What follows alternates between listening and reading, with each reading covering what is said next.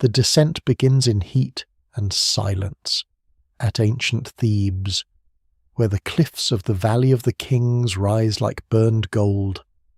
The entrance is not the doorway one might expect for a ruler who once stood near the summit of power.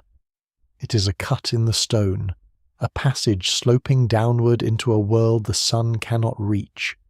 Walls that were once sealed for eternity carry traces of painted gods, royal forms, broken colour, and the long patience of restoration. This is the tomb of Amenhotep III, a pharaoh who ruled more than 3,300 years ago, and yet his story does not feel dead. It waits in the stone, in the dust, in the missing sarcophagus, in the fragments that survived robbery, collapse, priestly rescue, and the slow violence of time. The strange thing is that the tomb, impressive as it is, feels almost too quiet for the man buried here. For Amenhotep III was not a king of shadows. He was a king of sunlight. Above this dark passage, beyond the cliffs and the valley floor, Egypt opens into glare. The Nile moves through Thebes like a green artery, bordered by fields, canals, temples, workshops, gardens, and roads beaten hard by feet, hooves, and chariot wheels.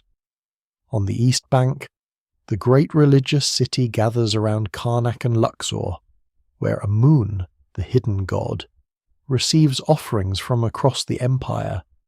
On the west bank, the land of tombs and memorial temples looks toward the setting sun, where every evening the day appears to die and every morning promises to return.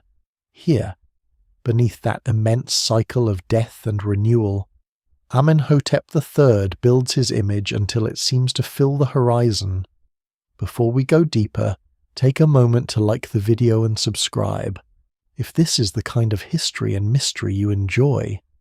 To understand this king, it is necessary to hold two pictures in the mind at once. One picture is the ruined tomb, reopened after long modern work, where visitors can now see a passage descending roughly 36 meters into bedrock, with burial spaces connected not only to the king, but also to royal women whose presence still complicates the story of the afterlife prepared for him. The other picture is the living court of the 14th century before the Common Era, when Amenhotep III sits at the center of a dazzling world. Egypt is not a fading relic. It is a superpower. Its gold is famous.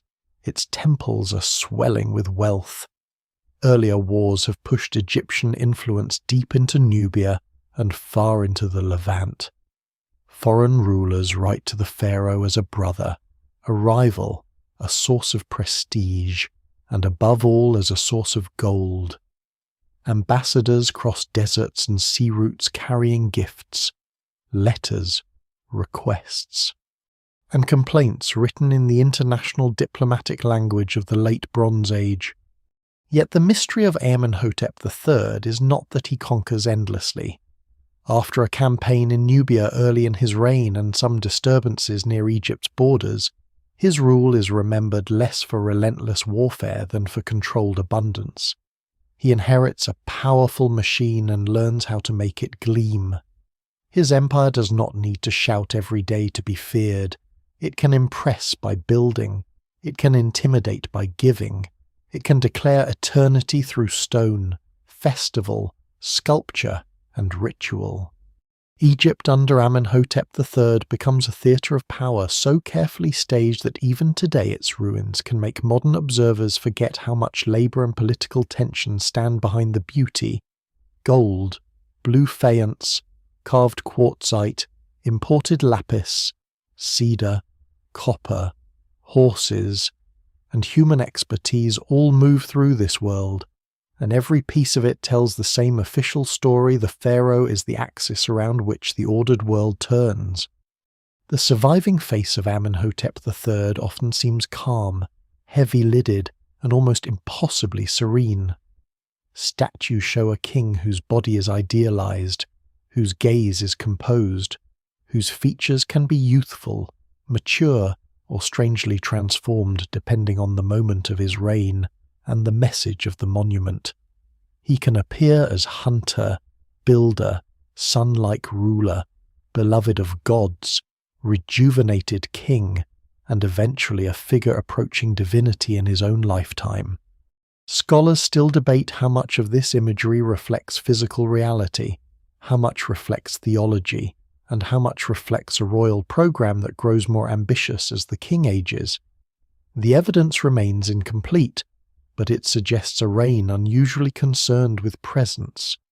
Amenhotep III wants to be seen on larger scales and under more dazzling light than almost any pharaoh before him. Nothing captures that ambition more powerfully than the western plain where his mortuary temple once rose. Today, much of the structure is ruined, eaten by flood, earthquake, quarrying, and time. But two colossal seated statues still dominate the landscape. Later visitors know them as the Colossi of Memnon, a Greek name placed over an Egyptian reality. They are not Memnon. They are Amenhotep III, seated in massive stillness, facing east toward the river and the rising sun. In antiquity, they were only part of a much greater sacred complex, with courts, pylons, statues, inscriptions, and ritual spaces meant to keep the dead king alive as an eternal force. Modern restoration has begun to raise parts of this vanished world again, even as fragments. They insist on scale. They make the human body a mountain. They turn kingship into geology. This grandeur depends on timing. Amenhotep III rules when Egypt has reached a rare balance between military inheritance, agricultural wealth, bureaucracy, diplomacy, religion, and art. Earlier warrior kings have already given Egypt access to tribute, prestige, and routes of exchange. Amenhotep III receives the benefit of that older violence without needing to repeat it constantly.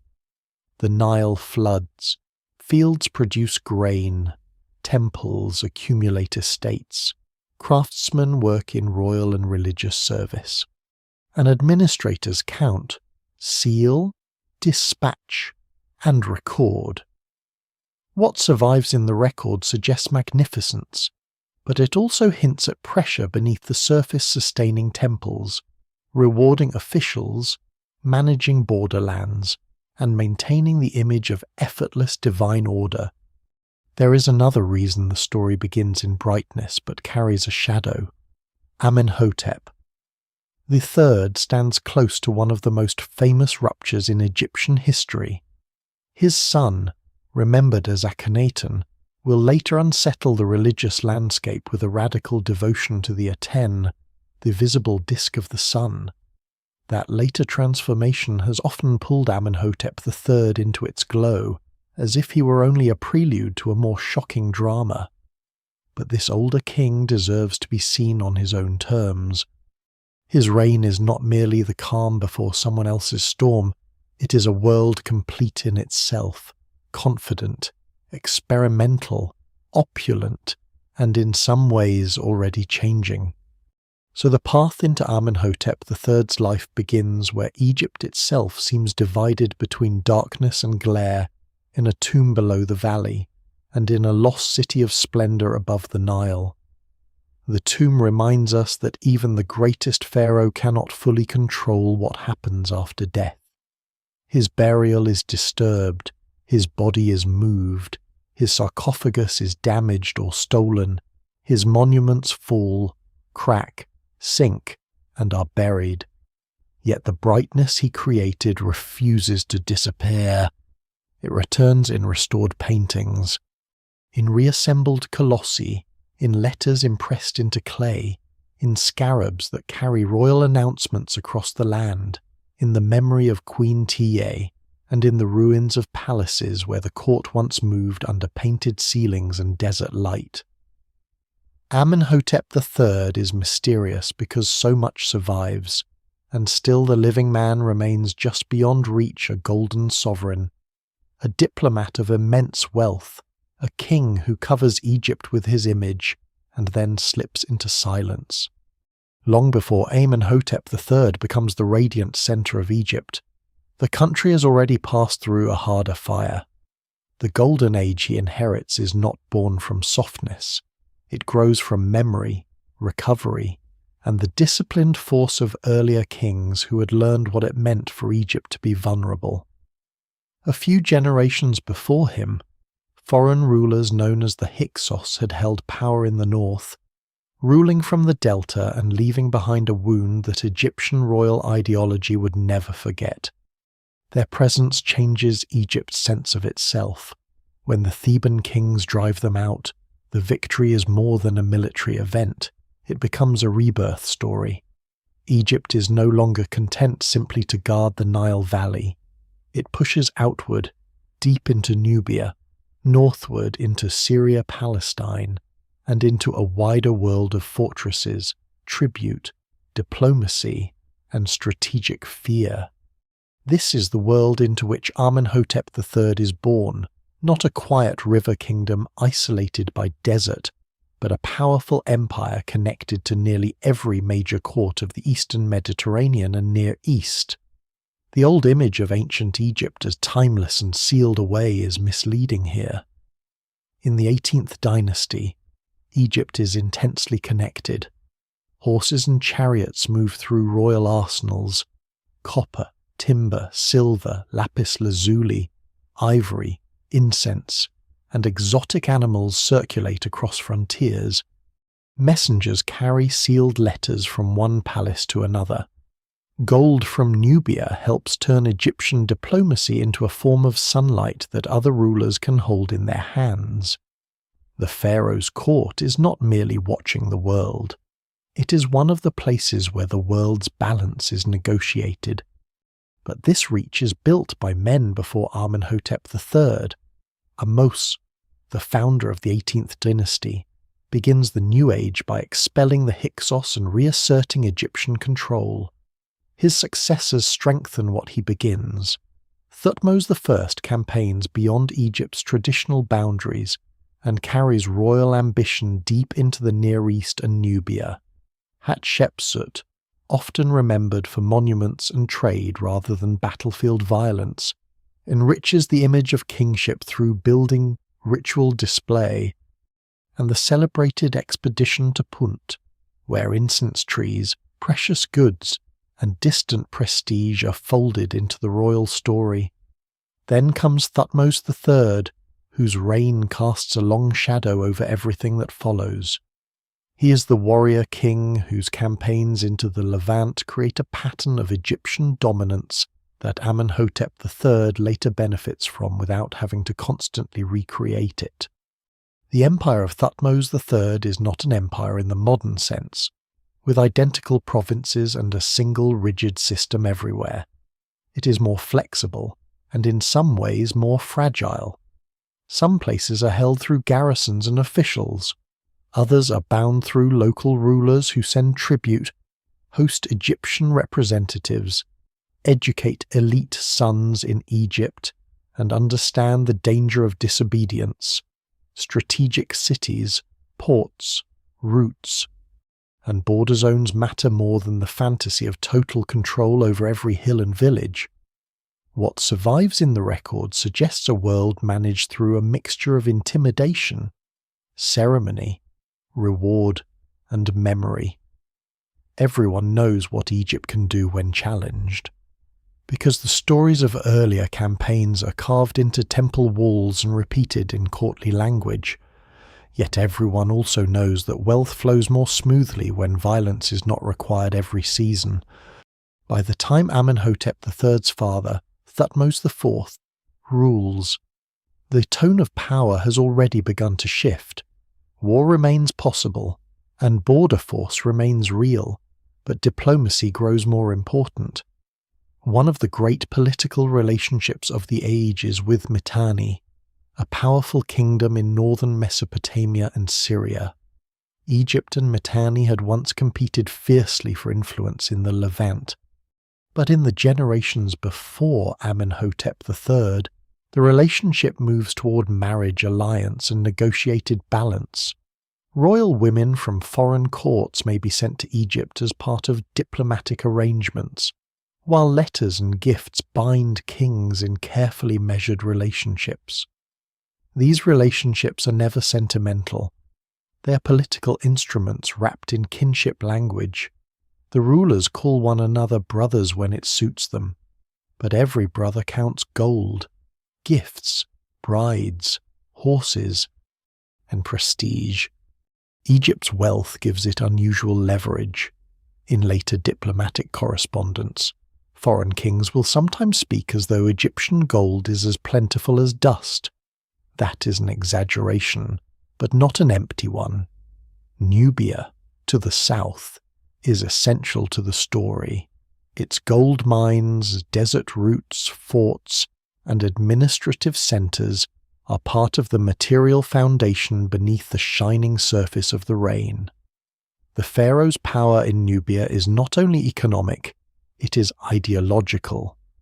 The south is imagined as a place subdued by the king's strength, made orderly through Egyptian rule, and transformed into offerings for the gods.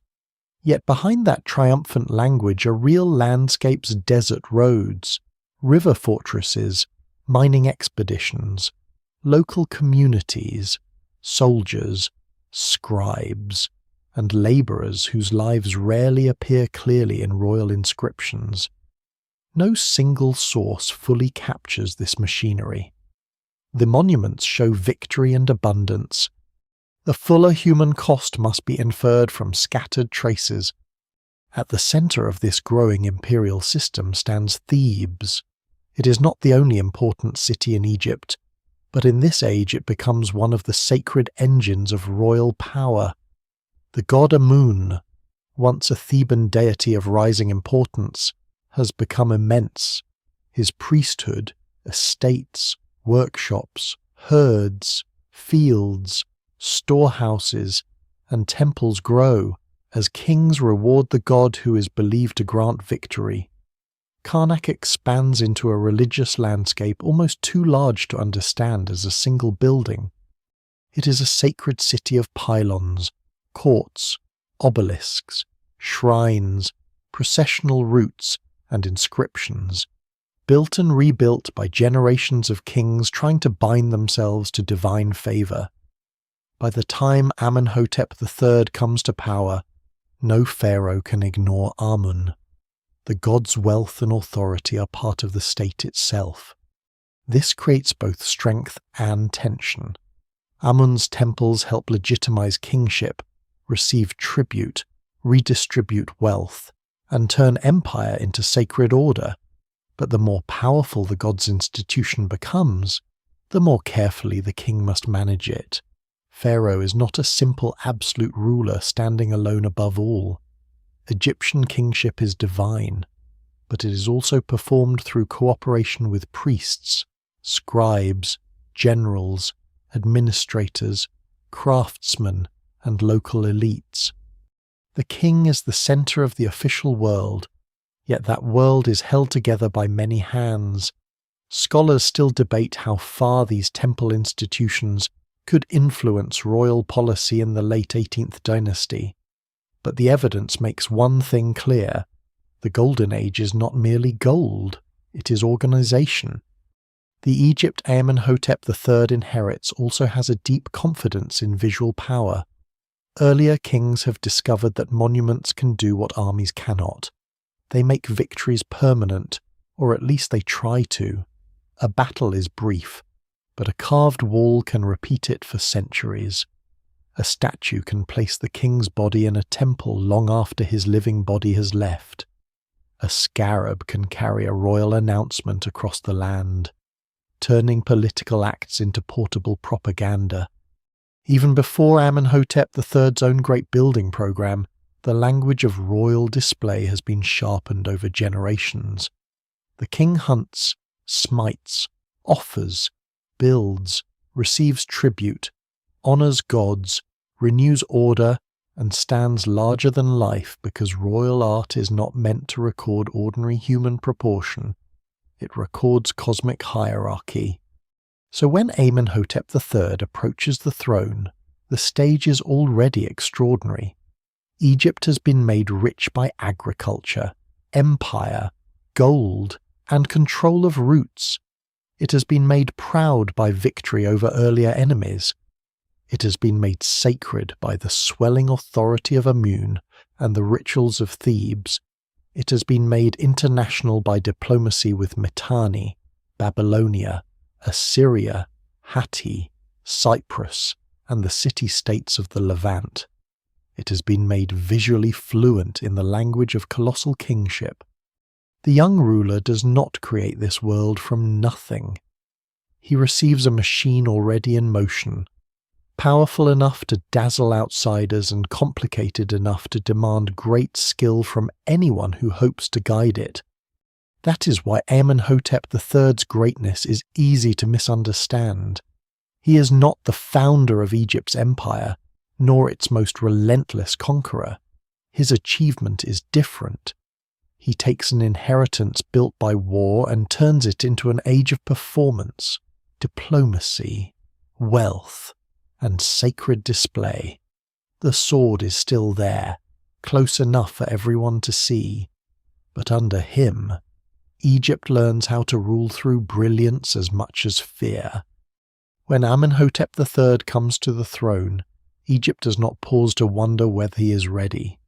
Kingdoms rarely wait for maturity. They require continuity, and continuity in ancient Egypt is a form of survival. The royal body may die, but kingship must appear unbroken, as steady as the Nile and as dependable as the rising sun.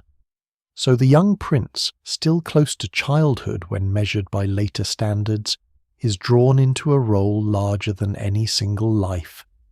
His age is one of the first clues to the kind of reign this will become. A mature warrior king usually proves himself through campaign and physical dominance. A youthful king, by contrast, enters power through management, ceremony, and the controlled support of those already embedded in the machinery of state.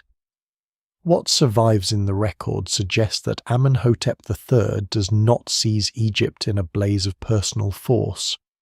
He is carried into power by a court that knows exactly how fragile and how necessary royal succession can be. His father, Thutmose IV, leaves behind a strong if comparatively brief reign. He had maintained Egypt's international standing, upheld the prestige of kingship, and ensured that the royal line remained clear enough for transition. Yet any accession carries risk. A young ruler invites calculation. Ambitious officials may test boundaries. Priestly institutions may grow more confident. Foreign courts may watch closely for weakness. Border territories may grow restless. Egypt has systems for this kind of moment, and those systems are among the quiet achievements of the new kingdom: the palace, the temples, the scribal administration, and the elite families that serve the crown all help absorb the danger of uncertainty. Instead of a crisis, the beginning of Amenhotep III's reign appears remarkably stable. That in itself is revealing. At the heart of this stability stands the royal household, and within that household the women of the dynasty matter more than older stereotypes once allowed. The queen mother, lesser wives, senior women of the court, and the wider network of royal kin all help shape the public legitimacy of a new king. The details are not always clear, because the sources are royal and selective, but the outlines are visible.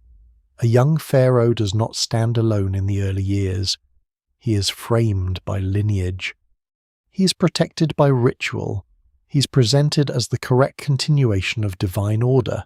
The very form of Egyptian kingship helps him. Pharaoh is not merely a political office. It is an institution fused with theology, ancestry, and cosmic balance. If the rituals are performed, if the temples acknowledge him, if the officials act in his name, then his youth becomes less dangerous. He is not expected to be an ordinary young man growing into responsibility. He's expected to occupy a timeless role that precedes him. The court knows how to make this believable. Titles matter, processions matter, offerings matter, inscriptions matter, images matter. The young king is shown as hunter, smiter, and chosen of the gods not because he has already lived every aspect of that identity, but because kingship in Egypt is performative in the deepest sense. It creates political truth by staging sacred truth. A pharaoh may still need practical ability, but the first task is to be seen properly. That means appearing in the right places, before the right gods, under the right names, encircled by the right symbols. It means being carried forward by officials who understand that the image of seamless control is itself a form of power. Among those officials are men whose names survive in tombs and inscriptions, administrators, stewards, priests, military figures, and courtiers who stand close enough to the throne to help define its daily reality. Some rise under earlier kings and continue into Amenhotep III's reign, providing continuity across generations.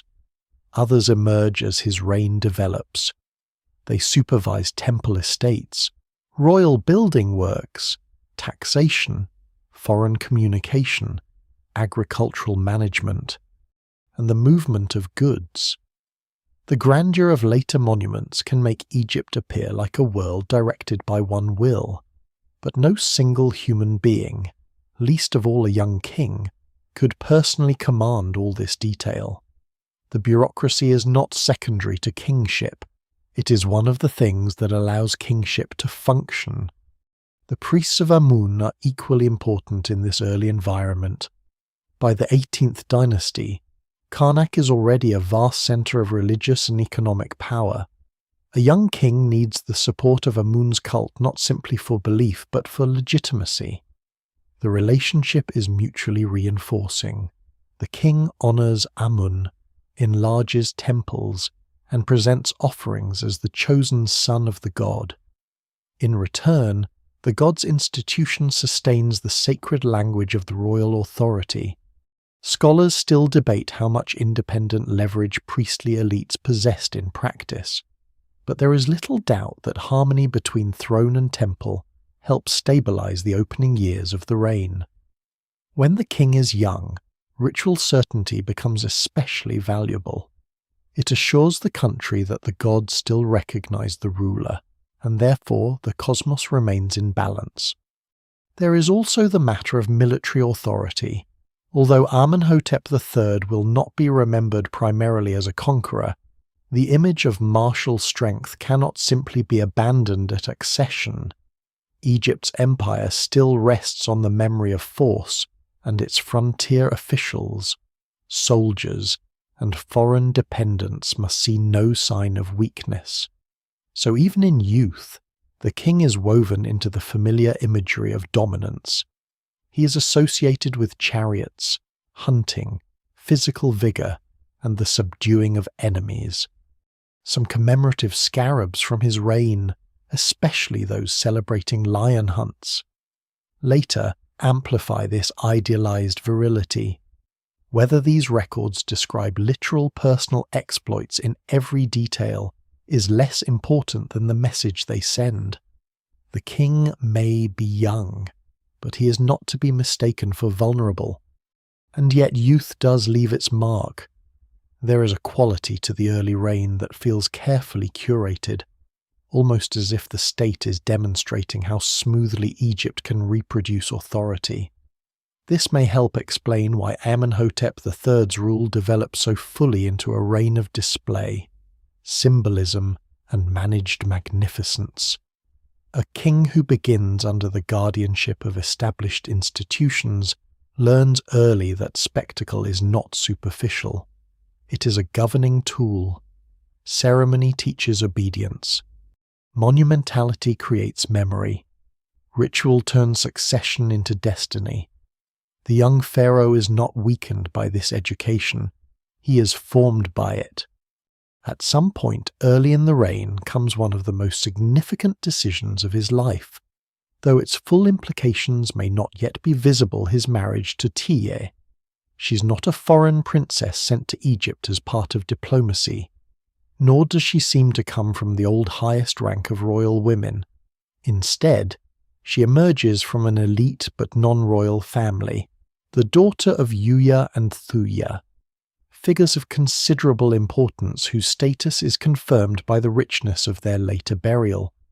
Her rise is remarkable, and her prominence soon becomes unmistakable. She will not remain a background consort. She will become one of the most visible queens in Egyptian history. Even here, near the beginning, one can sense something distinct about the court of Amenhotep III. It is traditional in structure, yet willing to elevate and project new forms of royal image when they serve the monarchy. The early reign therefore rests on a blend of inherited confidence and careful orchestration. Egypt does not need a heroic improvisation. It needs a smooth unfolding of legitimacy, and it gets one. The young king grows inside a system built to carry him until he can fully embody the role himself. Over time, the balance shifts. The ruler who begins as the protected center of a powerful court becomes the unmistakable author of its tone. The idealized youth becomes a master of royal presence. The throne he inherits as a child becomes, under his guidance, a platform for one of the most brilliant performances of kingship in ancient Egyptian history. But at the beginning, what matters most is not brilliance, it is steadiness. The kingdom accepts him. The temples recognize him. The officials move in rhythm around him. The succession holds. And from that stability, the golden rain begins to gather light. The empire Amenhotep III inherits has already learned how to frighten its neighbors. That is part of its strength. The memory of Egyptian campaigns in the Levant is still fresh enough to matter, and the fortresses of Nubia still speak in the language of control.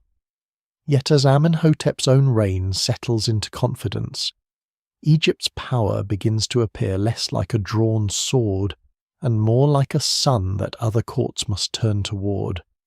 The change is subtle, not absolute. Armies still exist. Border officials still report trouble. Nubia remains tightly watched, and the king's early campaign there reminds everyone that Egyptian force has not vanished. But the great drama of his reign is not the endless march of soldiers. It is the art of ruling a vast world without needing to burn it constantly. This is one of the most important differences between Amenhotep III and some of the warrior pharaohs before him.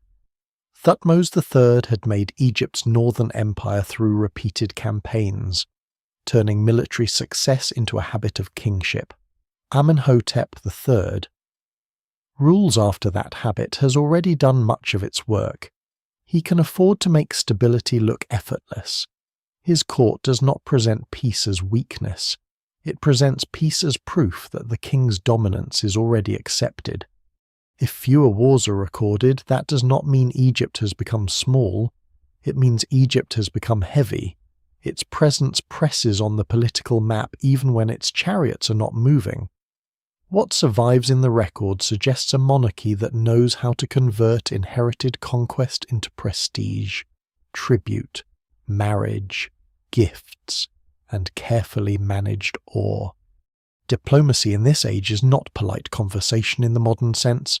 It is competitive theatre, and every object has meaning: a necklace, a chariot, a team of horses, a consignment of gold, a carved vessel, a princess escorted across hundreds of miles, a tablet sealed and dispatched in the language of international correspondence.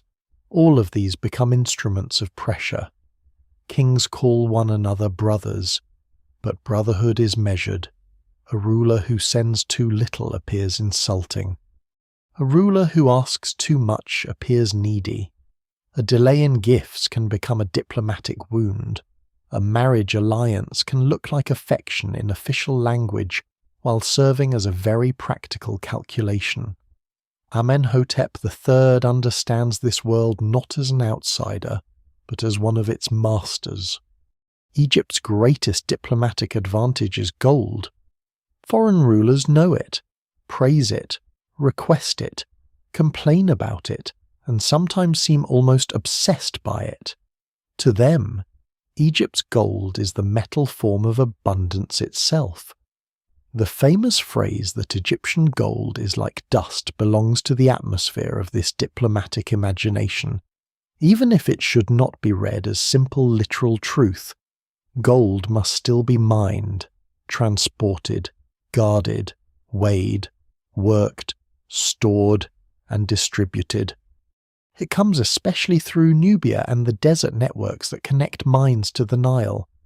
Behind each shining gift lies an entire hidden geography of extraction harsh tracks, administrative outposts, scribes counting output, officials supervising movement, workers whose names rarely survive, and state systems strong enough to turn the earth's wealth into royal generosity. Generosity, however, is never innocent. When Amenhotep III sends gold abroad, he is not merely pleasing other kings. He's reminding them that Egypt possesses what they desire. Gold becomes diplomacy because it can bind foreign courts to Egyptian prestige.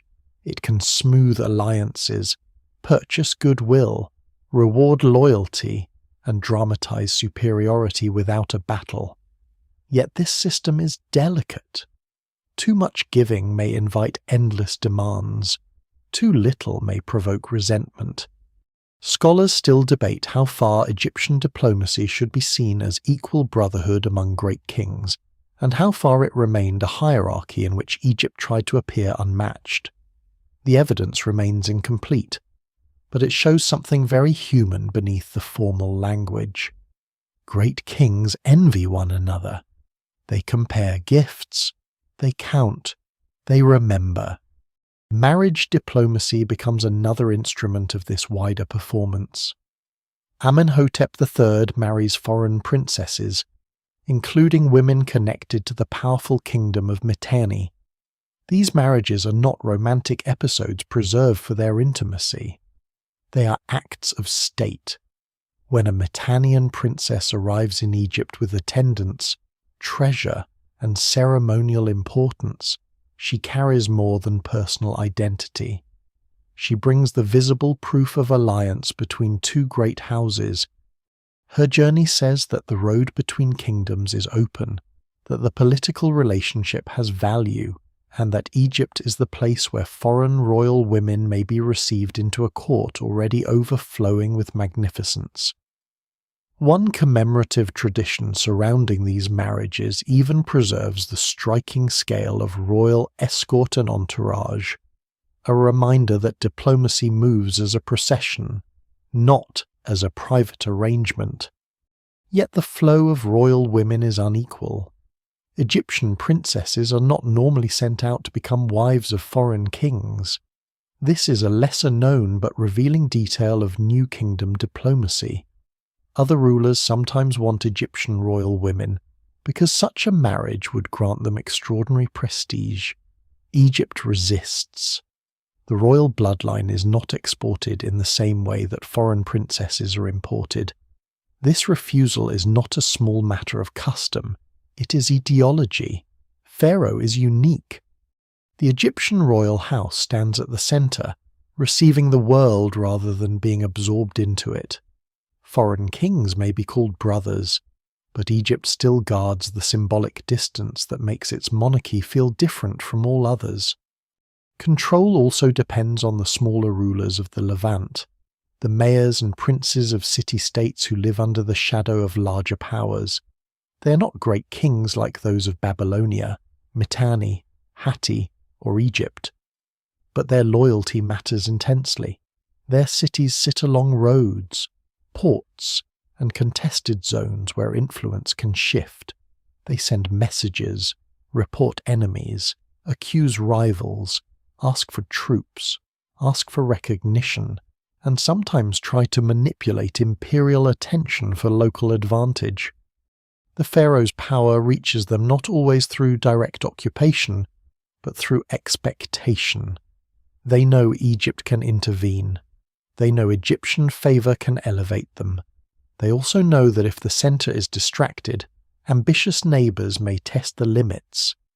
No single explanation fully accounts for how stable this system was under Amenhotep III, but the broad pattern suggests that Egypt's prestige remains strong enough for much of his reign to make open rebellion a dangerous gamble. Inside Egypt, this external order must be mirrored by internal display. If the pharaoh claims to dominate the world must visibly arrive before him. Tribute scenes, diplomatic gifts, exotic materials, and foreign names all become part of royal self-presentation. The court absorbs distant places into ceremonial space. Nubia, Asia, the Aegean world, and the Near East are not only political realities, they're transformed into images of abundance flowing toward Egypt. Art does not show diplomacy as negotiation among anxious rulers. It shows universal recognition of pharaonic supremacy. The official message is simple: the world brings its wealth because the king's order is irresistible. But the reality beneath that message is more complex. And this is where Amenhotep III's reign becomes especially interesting. His greatness lies not in ignoring complexity, but in turning it into splendor. He uses marriage to calm rivalries. He uses gifts to maintain relationships. He uses gold to project inexhaustibility. He uses monuments to make peace look like cosmic victory. He uses hunting scenes and military language to preserve the old image of force. Even while the dominant rhythm of the reign becomes ceremonial and diplomatic, this is not weakness disguised as strength. It is a different form of strength, one suited to a king who inherits an empire at its most prosperous and understands that spectacle can sometimes do the work of armies. So Egypt under Amenhotep III becomes a power that does not need to be constantly seen killing to be feared.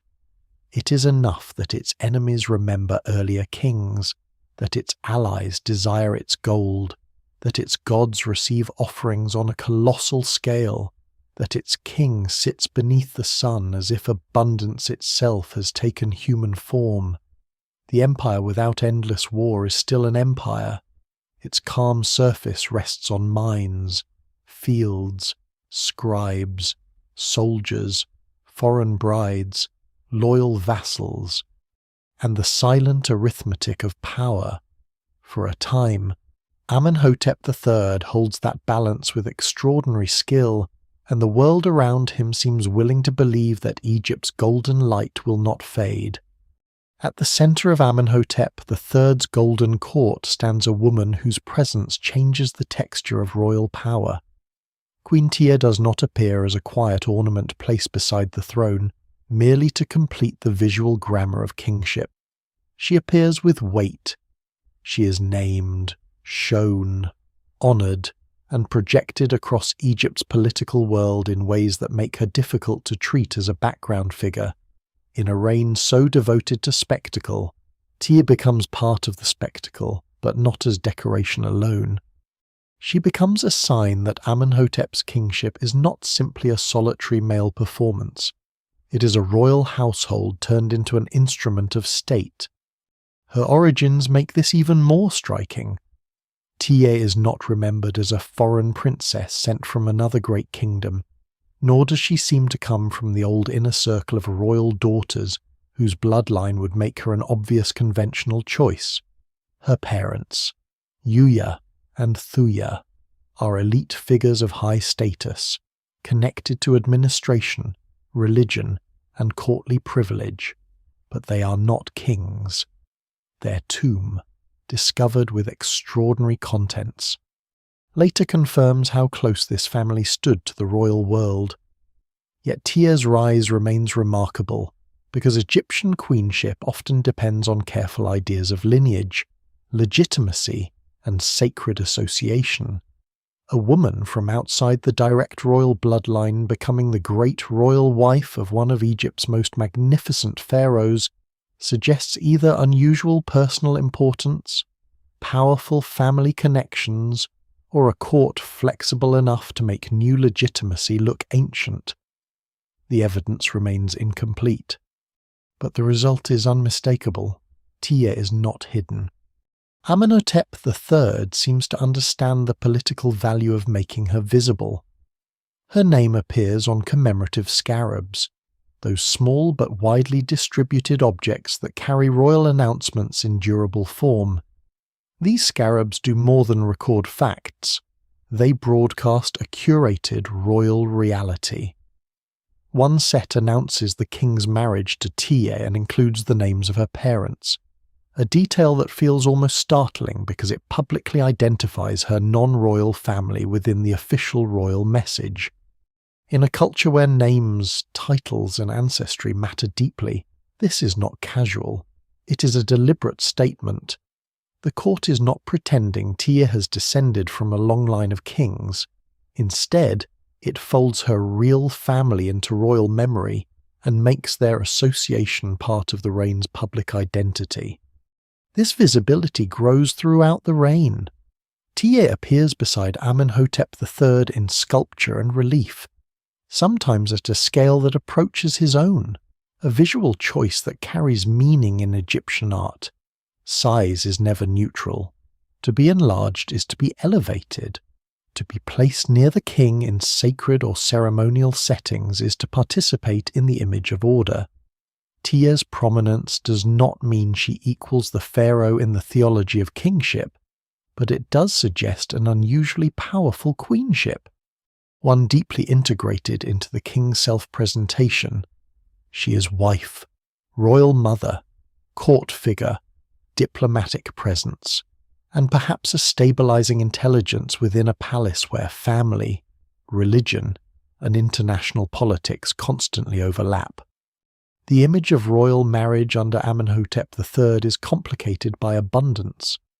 The king has other wives, including foreign princesses, and the court includes daughters, secondary women, attendants, and a broad household whose internal structure is only partly visible.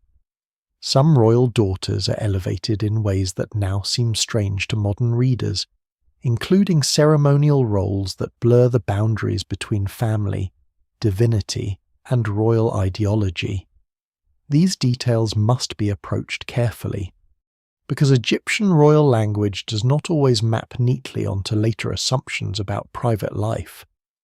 What survives in the record suggests a royal family used as a symbolic architecture. The household itself becomes a temple-like arrangement of legitimacy, fertility, renewal, and divine proximity. Tiye stands at the most important point in that architecture.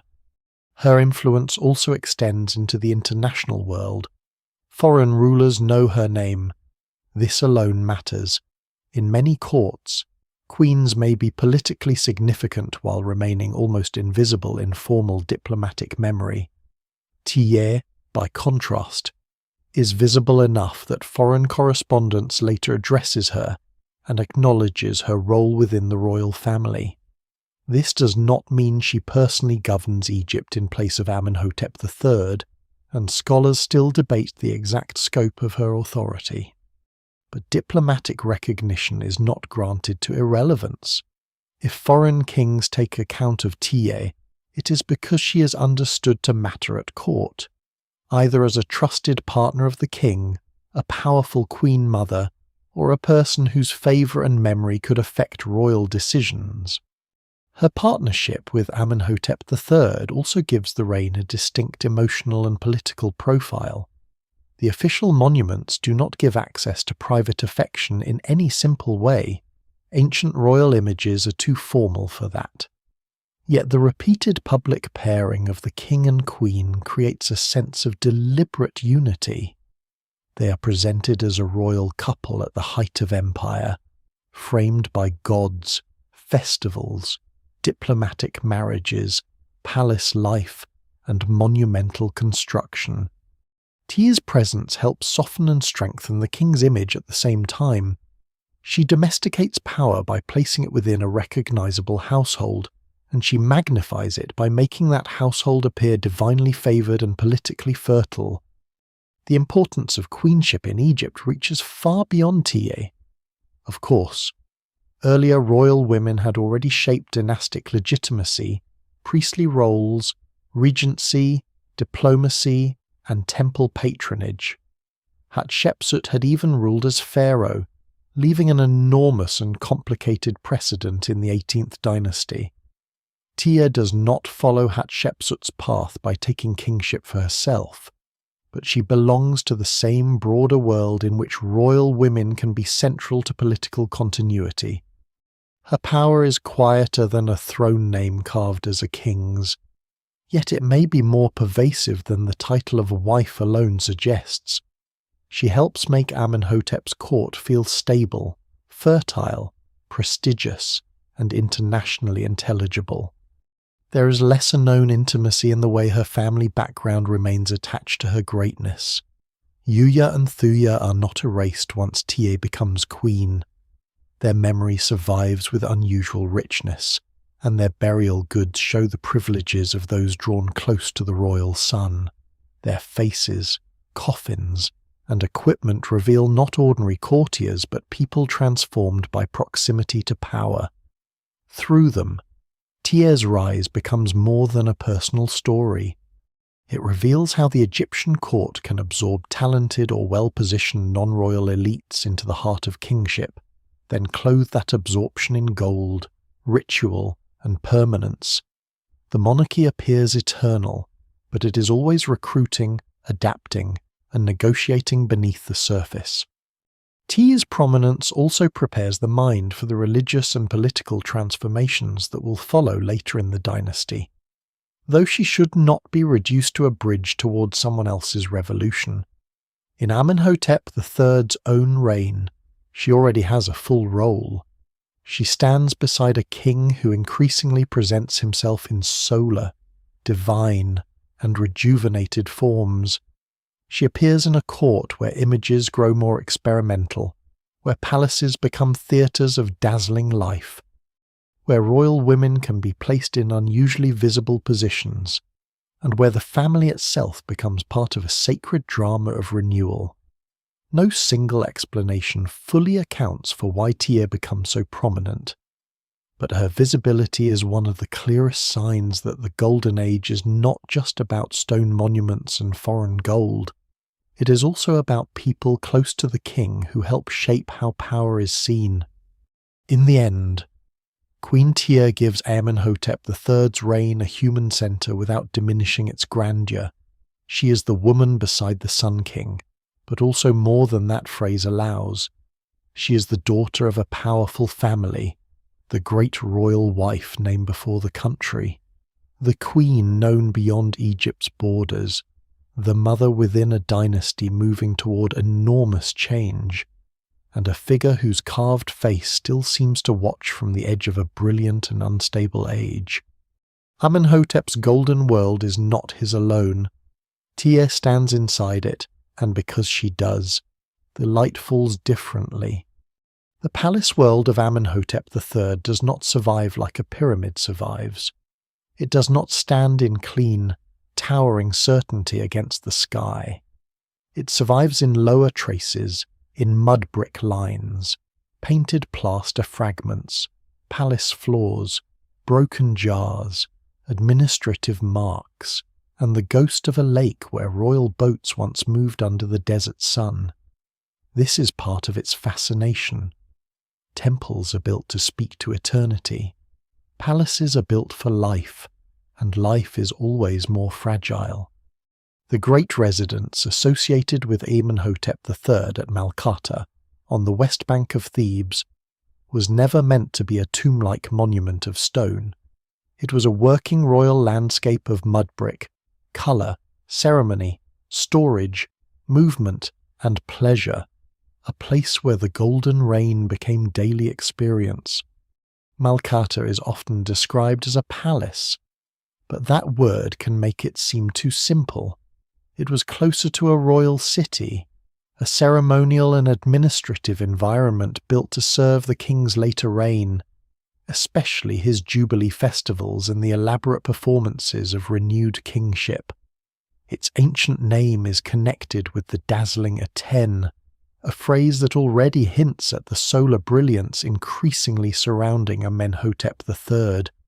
Long before Akhenaten makes the Aten the centre of a religious revolution, the visible sun disk already belongs to a broader language of royal power.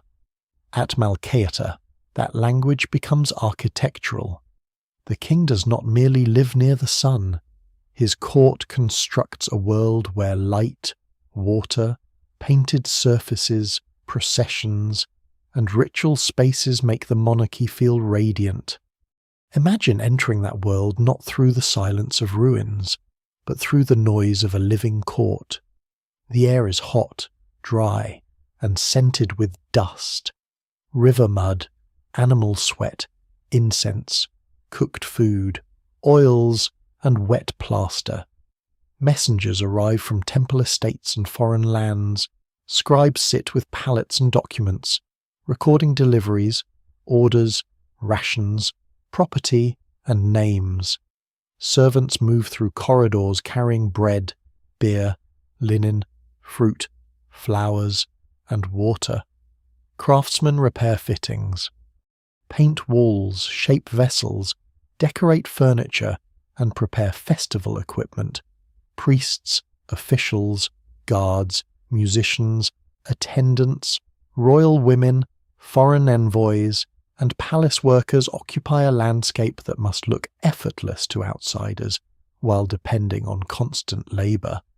What survives in the record suggests luxury, but luxury here is not laziness, it is organised intensity. The walls and ceilings of such spaces were not bare. Fragments from palace decoration reveal a world of colour that can be hard to reconcile with the pale ruins seen today. There were painted marsh plants, birds, animals, geometric patterns, royal symbols, and vivid surfaces meant to transform mud brick architecture into a living environment of abundance. Floors could be painted with imagery that placed nature beneath the king's feet, turning movement itself into a statement of dominion. In Egyptian thought, marshes, pools, birds, fish, and flowering plants are not just decoration. They evoke fertility, rebirth, ordered nature, and the king's ability to command life. A palace painted this way becomes a controlled cosmos, a domesticated version of the world that the pharaoh claims to hold in balance. Nearby, Amenhotep III creates or enlarges a vast artificial lake, often associated with Birket Habu. Royal scarabs commemorate the making of a great lake for Queen Tiye, and while details of scale, function, and exact interpretation are still debated, the message is clear enough. This is landscape turned into royal spectacle. In a desert-edge environment where water means fertility, divine favour, and state power, a lake is never only a lake. It is engineering, leisure, ceremony, and propaganda at once. Boats on such water would have reflected the sky, the palace, the cliffs, and the royal household. The king who commands gold, stone, labour, and foreign gifts also commands water in the desert margin. That is a quieter kind of miracle, and perhaps a more practical one. Palace pleasure in this world cannot be separated from control. The banquets, gardens, decorated chambers, and festival spaces exist because fields have been surveyed, taxes gathered, labour organised, materials transported, and specialists trained. Malqata's beauty rests on administration. This is one of the surprising truths of ancient splendour. The more effortless it appears, the more paperwork it requires. Behind every ceremonial feast stand granaries, herds, bakeries, breweries, storage jars, delivery schedules, and inspectors. Behind every imported object stand merchants, envoys, quarrymen, ship crews, desert guides, and scribes. Behind every painted wall stand pigments, plasterers, draftsmen, apprentices, supervisors, and the time needed to finish surfaces before a royal event. The court glitters because a vast machine keeps moving. At Malqata, archaeology gives glimpses not only of royal magnificence but of the built environment around it. Domestic areas, work zones, and traces of occupation suggest a lived settlement connected to the palace complex. Though scholars still debate the exact organization of different areas and how permanently various groups lived there. Some spaces may have served officials or workers linked to the royal city. Others may have supported festival activity or administrative needs. The evidence remains incomplete. Because mud brick collapses, later activity disturbs, and ancient palace life does not preserve itself with the same stubbornness as stone temple walls. Still, the remains are enough to show that Amenhotep's golden world was not only colossal statues and temple inscriptions, it was also rooms, courtyards, kitchens, storerooms, streets, and human routines. Foreign presence likely added another layer to the atmosphere. The court of Amenhotep III was internationally connected, and envoys from other kingdoms would have encountered Egypt not as an abstract power, but as a staged experience. They would see the scale of buildings, the abundance of offerings, the polish of ceremony, the hierarchy of access, and the distance between themselves and the pharaoh. Diplomatic gifts did not simply arrive and disappear into storage. They entered a world where receiving, displaying, redistributing, and recording foreign wealth could reinforce Egypt's image of superiority. A foreign envoy might bring gifts and requests, but the palace itself answered before the king spoke. It said that Egypt was old, rich, orderly, and dangerous in its calm. The royal family's presence made Malqata even more charged.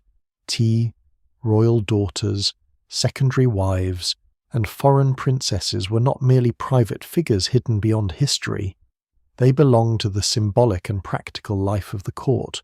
Their residences, attendants, goods, and ceremonial roles formed part of the palace landscape. The king's household was a political world in miniature, with its own status distinctions, rivalries, alliances, and rituals of visibility.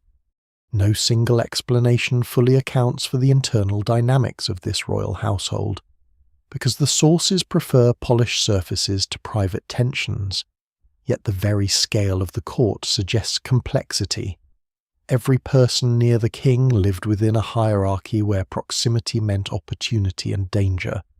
Amenhotep III's palace world also has a seasonal and ceremonial rhythm. It is not simply a residence where a king happens to live. It is a stage prepared for renewal festivals, royal appearances, religious events, and diplomatic display. As his reign advances, the need to renew and magnify the king's body becomes more urgent. The palace, therefore, becomes part of a larger performance in which aging is answered by ritual rejuvenation, and human vulnerability is covered by divine spectacle. The king may grow older, but the palace insists he is reborn. Painted ceilings, glittering halls, processions, music, offerings, and formal feasts all work together to make the impossible appear normal, a mortal body presented as eternally renewed. This is why Malqata matters so deeply to the story of Amenhotep III. It shows the golden age from the inside. The Colossi show how the king wants to appear to eternity. The tomb shows what remains after death and disturbance.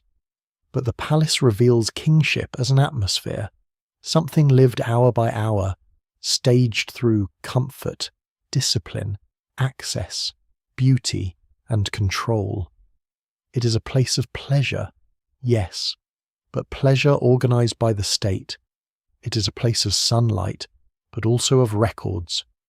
It is a place of painted abundance, but built on mud brick and labor. Its ruins are low today, yet they once held one of the most elaborate performances of power the ancient world had ever seen. And somewhere within that dazzling, fragile palace landscape, Amenhotep III learned to make his reign feel not merely successful, but inevitable. Beyond the palace, beyond the painted rooms and festival courts, Amenhotep III expands himself into stone. This is where his reign becomes almost impossible to miss, even after ruin has done its work. Some pharaohs are remembered because later historians wrote about them. Amenhotep III is remembered because he placed his body, his names, and his sacred claims across the Egyptian landscape with astonishing confidence. He builds as if architecture can solve the oldest human problem: the body dies. Memory fades, dynasties shift, but stone might continue speaking. Under him, kingship becomes colossal not only as an idea, but as a physical experience. A person standing before his statues is meant to feel small, not humiliated exactly, but correctly positioned within an ordered universe where the pharaoh is larger than ordinary life. His building program stretches across Egypt and Nubia, touching temples, shrines, statues, ceremonial roads, and sacred landscapes already heavy with older royal memories. He does not simply create new monuments in empty spaces.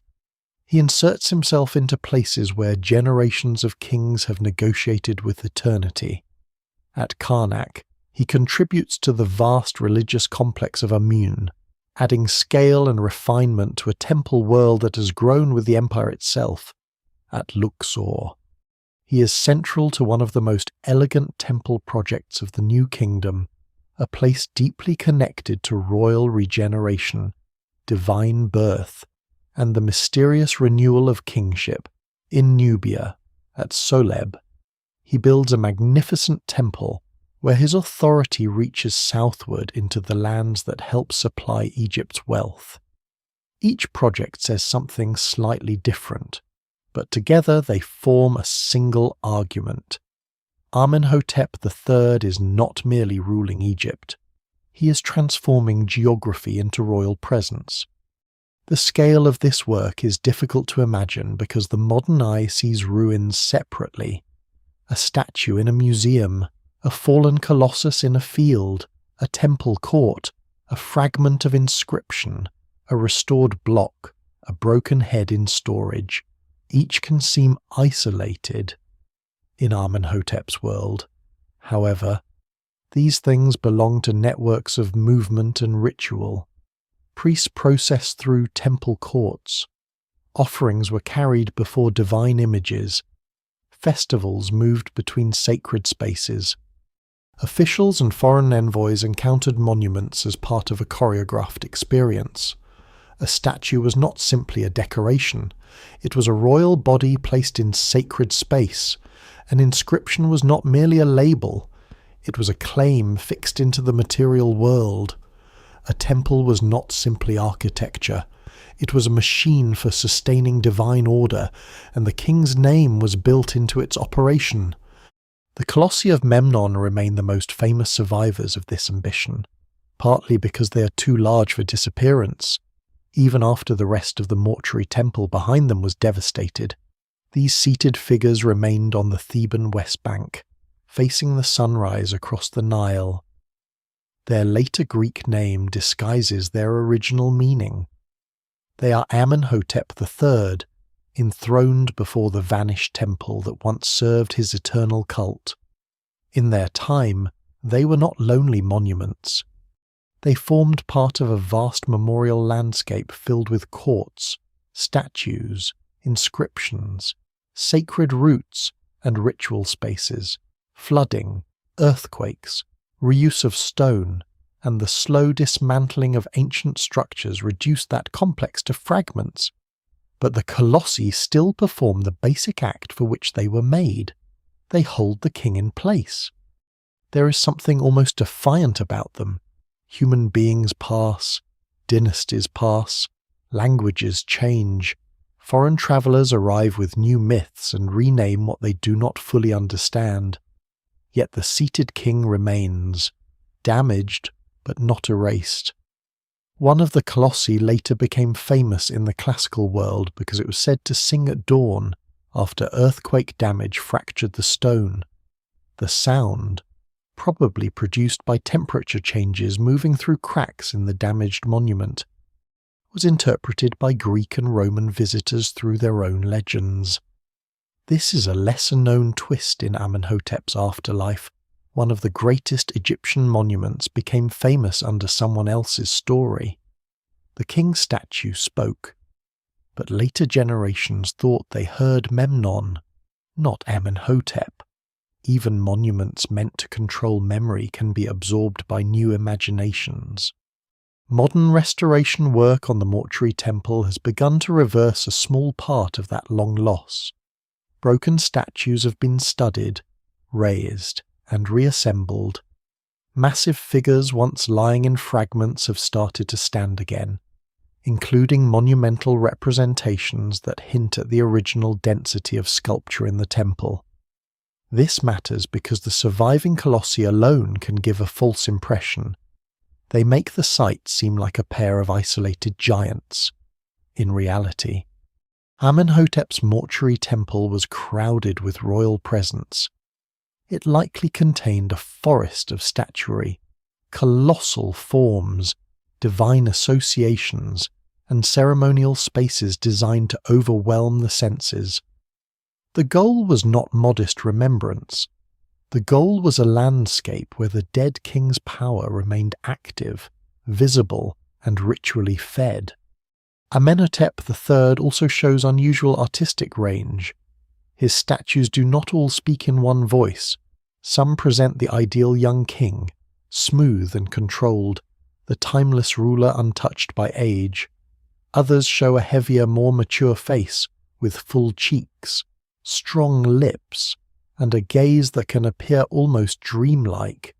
Still others participate in a more solar and divine language, where the king seems less like a human commander and more like a radiant being approaching godhood. Scholars still debate how to read these variations.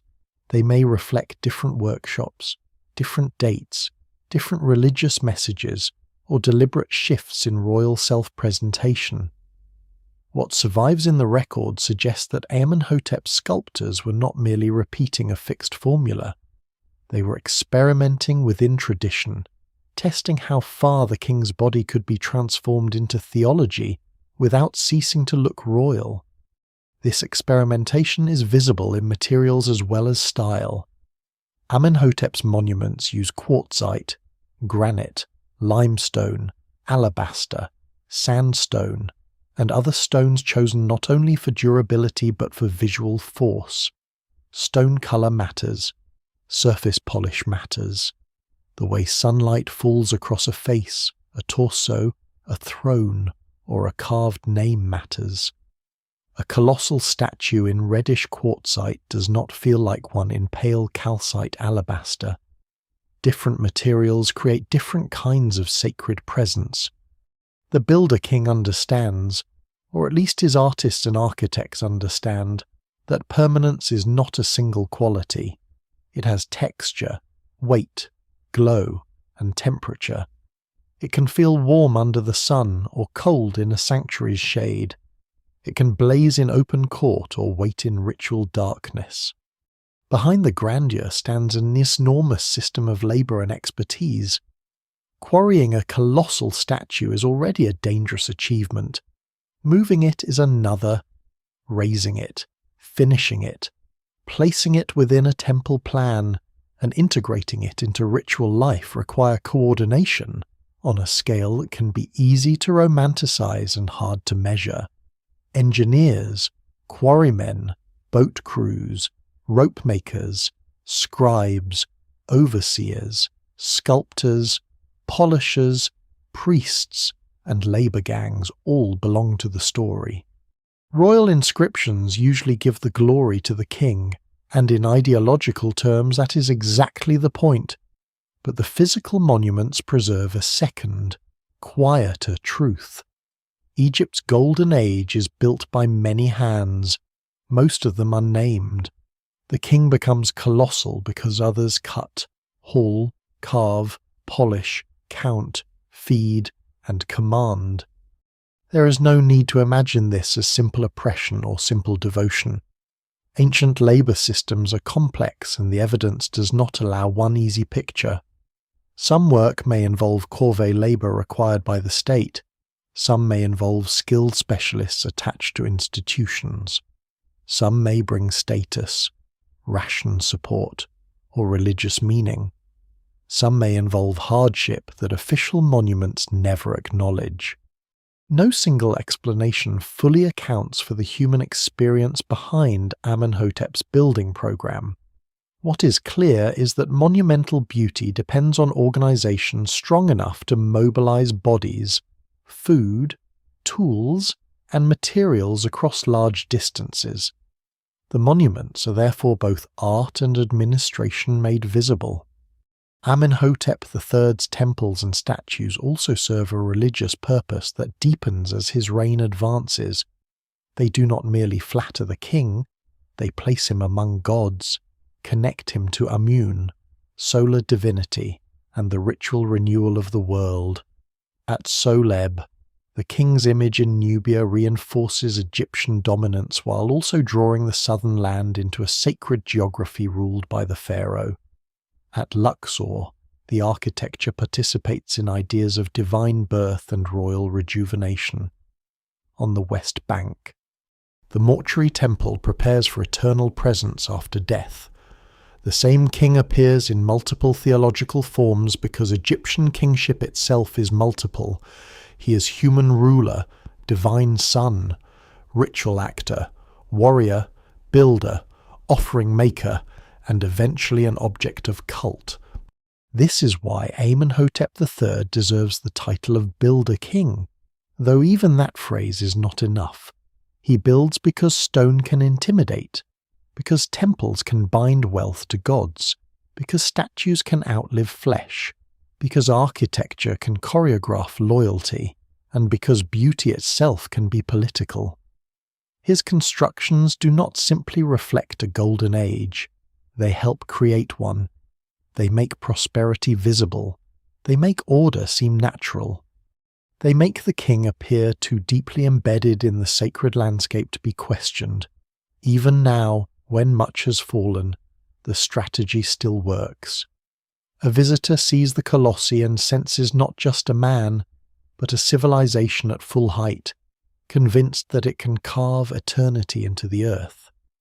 The mystery, of course, is that eternity cracks.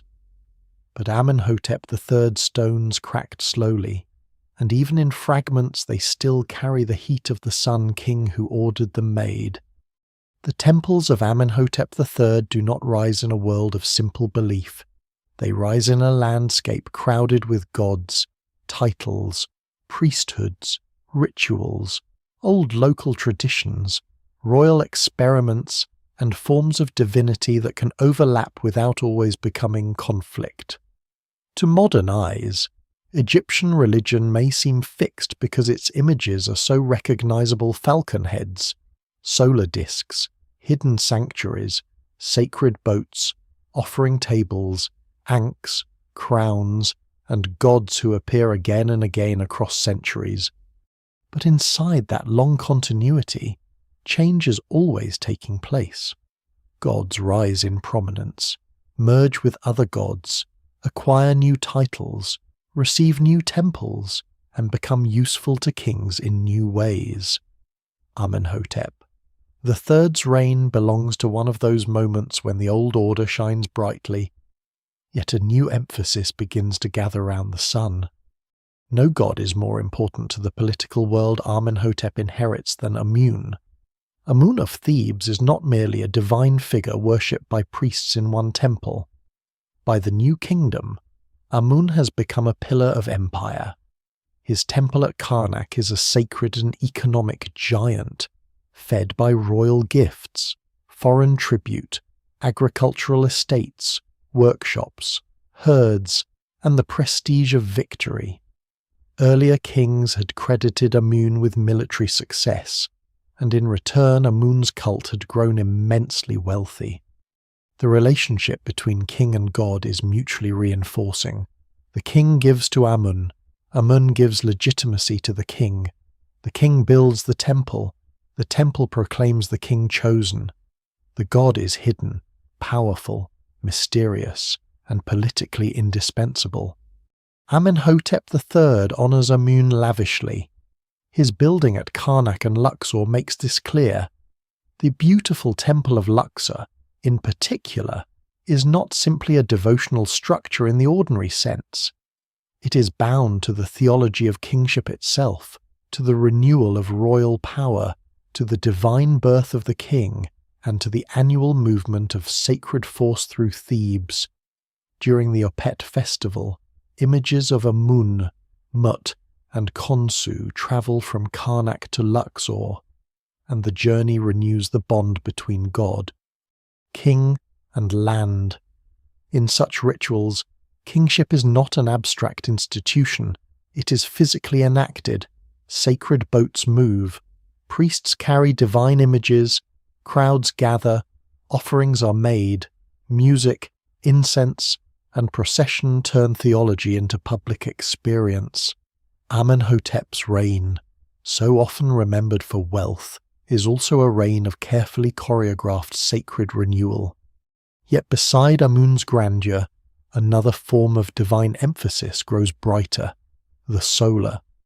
This does not begin with Akhenaten, and it does not begin as a rejection of Egyptian tradition.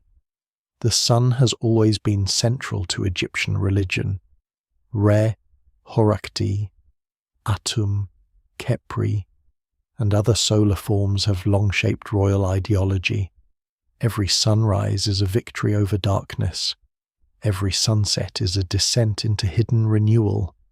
The king is linked to the sun's cycle because he too must maintain order against chaos.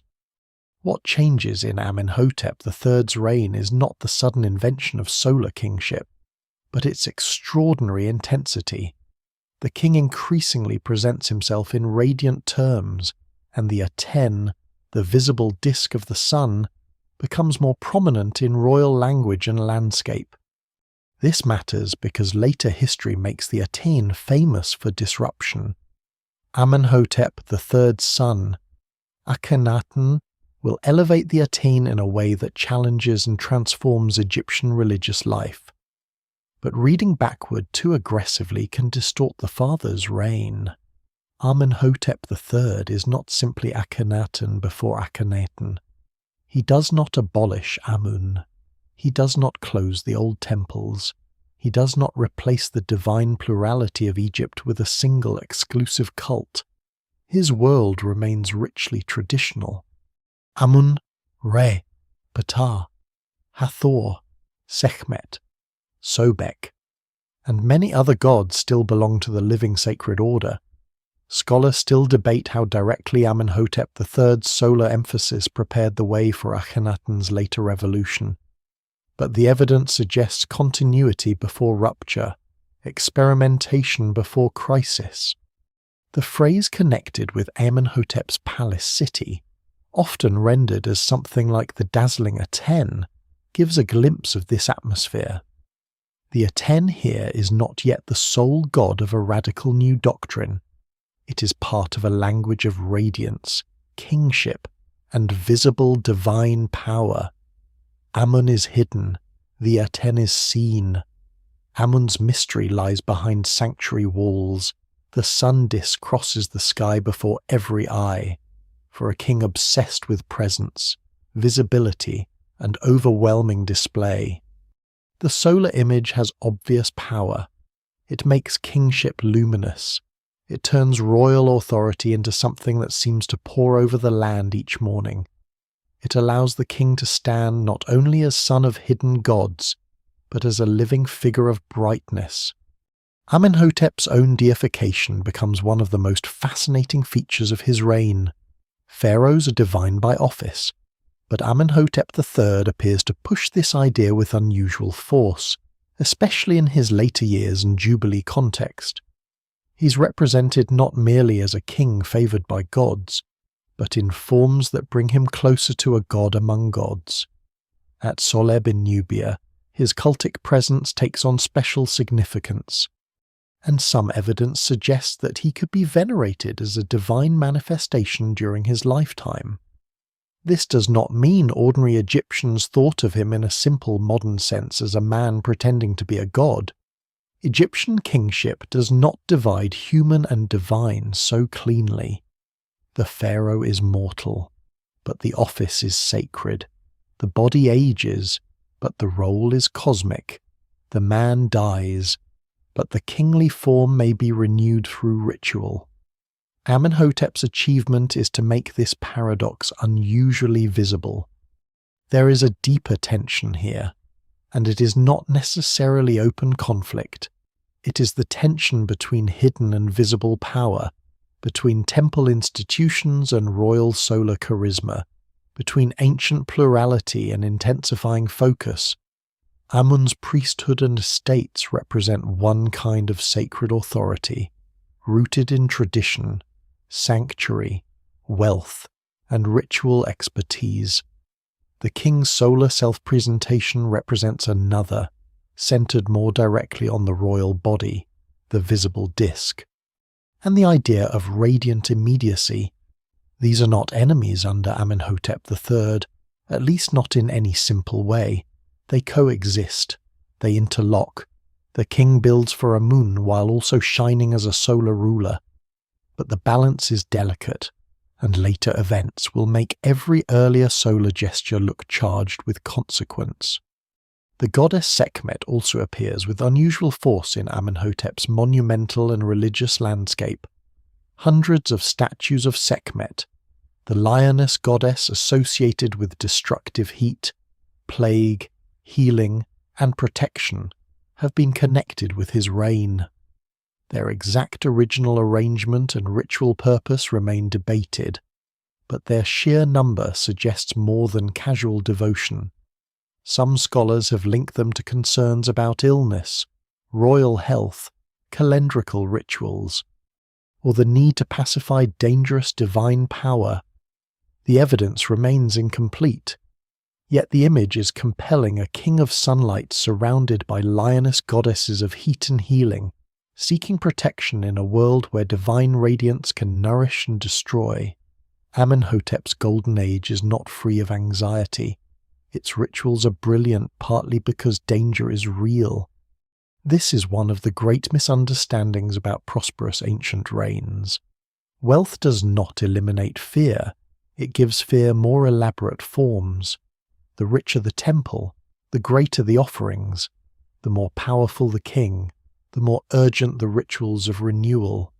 The more radiant the monarchy, the more carefully it must guard against illness, disorder, old age, foreign instability, and divine displeasure. Amenhotep, the third's religious world, is not a peaceful museum of beautiful gods. It is an active system for managing cosmic risk. Every offering says the world must be maintained. Every procession says renewal is necessary. Every statue says presence must be fixed before it fades. So the reign glows with both Amun and Aten, with hidden sanctuaries and open sunlight, with ancient gods and new intensities. Amenhotep III stands at the centre of this brightness, not as a rebel against tradition, but as a king stretching tradition to magnify himself. The divine tension of his age is subtle enough to be missed if one looks only for open conflict, and powerful enough to matter if one follows what comes after. In his lifetime, the balance still holds. Karnak flourishes. Luxor shines. The palace of the dazzling Aten lives under the sun. The king becomes more radiant, more sacred, more difficult to separate from the gods he serves. and somewhere in that golden convergence, the first shadows of a future religious earthquake begin to lengthen. As Amenhotep III's reign grows longer, the golden image of kingship must confront a problem no monument can fully solve. The king's body is human. It ages. It tires. It may become ill. It carries the same vulnerability that every body carries. Even when wrapped in linen, gold, incense, and divine titles. Egyptian kingship has always known this danger, which is why it creates rituals powerful enough to answer it. The pharaoh is mortal, but the role he occupies must never appear weak. The state cannot allow royal aging to look like cosmic decline. So in the later years of Amenhotep III, Egypt turns to one of its oldest and most mysterious ceremonies, the Sed Festival, the royal jubilee of renewal. The Sed Festival is not simply an anniversary celebration, though it is often linked with the 30th year of a king's reign. It is older, stranger, and more charged than a modern commemoration. It reaches back into Egypt's earliest ideas of kingship, when a ruler's physical strength and sacred legitimacy were imagined as essential to the health of the land. By the New Kingdom, the ritual has become a carefully staged act of rejuvenation. It does not merely congratulate a king for surviving a long reign. It renews him. It reaffirms his command over Upper and Lower Egypt.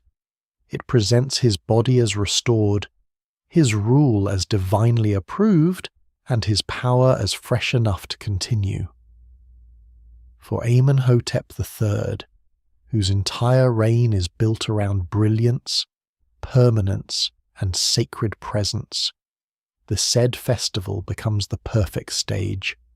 His first great jubilee comes around his 30th regnal year, and later celebrations follow in the final decade of his reign.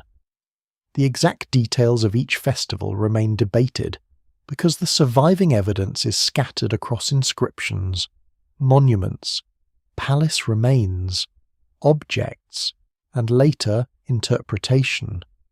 Scholars still debate the full sequence of rituals and how much of the oldest ceremonial language was literally performed in Amenhotep's time, yet the broad meaning is clear. The king is not merely growing old in public, he is being ritually remade. The festival insists that time has not diminished him, time has confirmed him. This is where Malqata becomes more than a palace of pleasure. It becomes a theatre of immortality.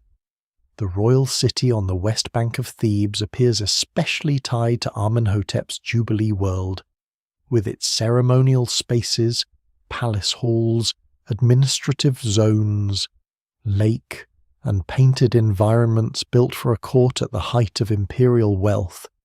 The site's atmosphere must have been overwhelming during festival days. Officials gather, priests prepare offerings. Royal women and courtiers take their places in the hierarchy of visibility. Goods arrive from estates and temples, food, beer, flowers, incense, linen, jewellery, vessels, furniture, and ritual equipment move through the palace system. Foreign gifts and Egyptian wealth stand behind the spectacle, even when they're not the centre of the ceremony. A festival of renewal requires a whole economy to make the king appear reborn. The ritual heart of the Sed festival seems to involve a series of formal appearances and symbolic acts. The king may sit on separate thrones associated with the two lands, displaying his rule over both Upper and Lower Egypt. He appears in special garments, receives divine approval, makes offerings, and participates in actions that dramatize vigor and command.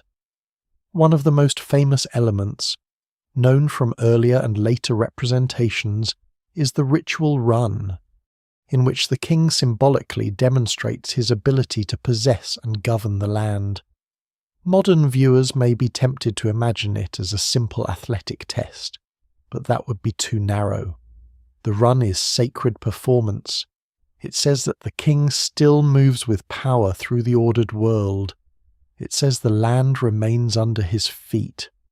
For Amenhotep III, this performance has special force because his reign is already saturated with images of idealized physical presence. He hunts lions. He appears youthful in sculpture. He stands or sits in colossal form. He's associated with solar radiance and divine rejuvenation. The said festival gathers all these themes into one massive ritual argument. The king's body may be aging, but the royal body displayed before Egypt is renewed. The human man may be vulnerable, but the pharaoh is still strong. The sun sets, yet it rises again. The ritual makes the same promise in human form. The festival also deepens Amenhotep's movement toward deification. This does not mean he suddenly becomes a god in a simple or exclusive way. Egyptian religion allows many kinds of divinity, and the king has always occupied a liminal space between human and divine.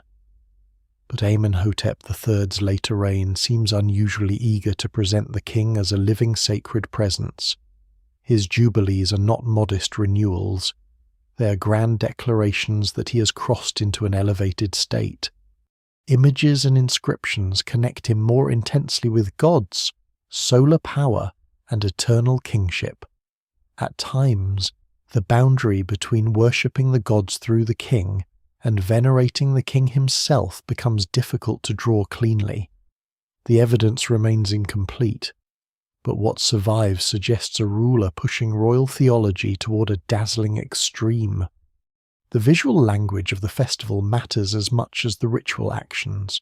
Clothing, crowns, staffs, thrones, standards, divine emblems, painted architecture, and processional movement all help create the sense that Amenhotep is no longer simply an old ruler celebrating longevity. He is the restored lord of the two lands, appearing in multiple sacred forms. The court sees him not as private flesh, but as political theology made visible. The public message is controlled. The reign has reached a sacred milestone, and the king emerges not weakened by time but strengthened by divine renewal. There is a quieter irony beneath the splendor. The more elaborate the ritual of rejuvenation becomes, the more it reveals the fear it is meant to overcome. If kings did not age, no renewal festival would be needed. If authority did not require performance, no court would gather to watch it restaged. If the Golden Age were effortless, there would be no need for so much ceremony to prove that order still holds. Amenhotep III's jubilees are magnificent because they answer a real anxiety. They cover mortality with gold, music, incense, architecture, and sacred repetition. They do not deny time. They try to master it. This mastery is temporary, but in ancient Egyptian terms, temporary mastery is still meaningful. Every sunrise is temporary. Every offering must be repeated. Every temple requires maintenance. Every flood comes and goes. Egyptian religion does not imagine order as something achieved once and then left alone. Order must be renewed constantly against decay. The said festival is kingship's version of that cosmic labor. Amenhotep III's body becomes the place where Egypt performs its hope that renewal can defeat decline, if only for another cycle. By the time his later jubilees are celebrated, the king's world has reached a kind of fevered brilliance. The monuments are vast. The palace is alive with ceremony. Queen Tiye stands in a court of extraordinary visibility. The Aten's radiance grows stronger in royal language. Amun's temples remain powerful. Foreign kings still seek Egyptian gold. The pharaoh, aging and exalted, is wrapped in rituals that make him appear more than human. This is the Golden Age at its most beautiful and most fragile, because nothing shines harder than a power trying to prove it will never fade. Amenhotep, The third said festivals do not simply celebrate the length of his reign. They reveal its deepest ambition to turn one man's aging body into a horizon of eternal light. The golden world of Amenhotep III does not survive only in statues and temples. It also survives in small objects of baked or partly fired clay, marked with wedge-shaped signs pressed by trained hands. These tablets are not beautiful in the same way as a colossal statue. They do not shine like gold, and they do not tower above the Nile. Many are broken, scarred, darkened, and plain. Yet they open a door that stone monuments often keep closed. Royal inscriptions show Egypt as the center of an obedient universe, with foreign lands bringing tribute in orderly submission. The clay tablets reveal something more nervous, more practical, and more alive: kings asking for gifts, complaining about delays, negotiating marriages, defending their honor, and trying to hold together a connected late Bronze Age world where prestige depends on messages traveling safely across dangerous distances. These letters are known today as the Amarna correspondence because they were found at the ruins of Akhenaten, the city later built by Akhenaten. But many of them belong to the diplomatic world already active under Amenhotep III, and they preserve the atmosphere of his reign better than almost any royal boast could. They are written mostly in Akkadian, using cuneiform script, the international diplomatic language of the age. Egypt, whose own hieroglyphic tradition was ancient and prestigious, used a foreign writing system when dealing with the great courts of Western Asia. The pharaohs' scribes had to understand not only words but conventions: how to address a king, how to frame a demand, how to soften a refusal, how to count gifts, and how to make power sound like kinship. The letters connect Egypt with Babylonia, Mitanni, Assyria, Hatti, Alashia, and the smaller city-states of the Levant. They show a world sometimes called the Club of Great Kings, though the phrase can make it sound more stable and friendly than it really was. Great rulers address one another as brothers, but brotherhood here is formal and competitive. A brother may complain that the gold sent to him is not enough. A brother may grumble that messengers have been kept waiting too long.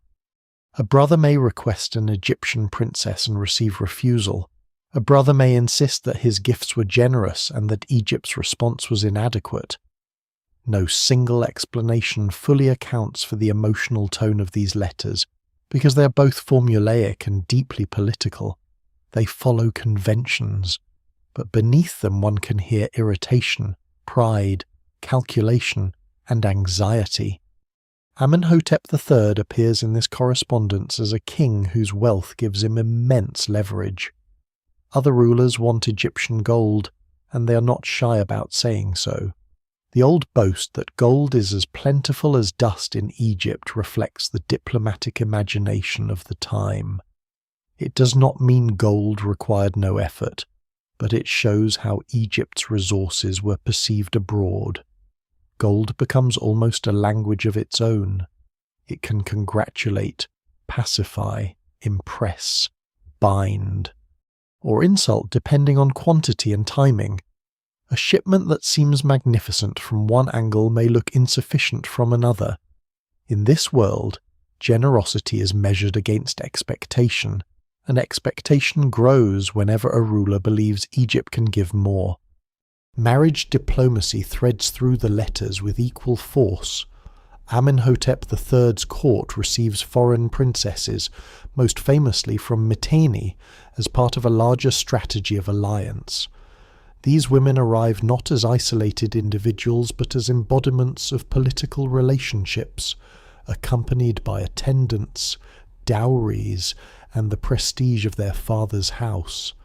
Their movement toward Egypt tells the world that foreign royal families seek connection with the pharaoh, yet the traffic is not equal. Egypt does not send its own princesses outward in the same way. This asymmetry is one of the clearest signs that diplomatic brotherhood has limits. The evidence remains incomplete for the private lives of these foreign brides, but politically their role is unmistakable. They turn alliance into household structure. The tablets also reveal the fragile world of Egypt's vassals in the Levant.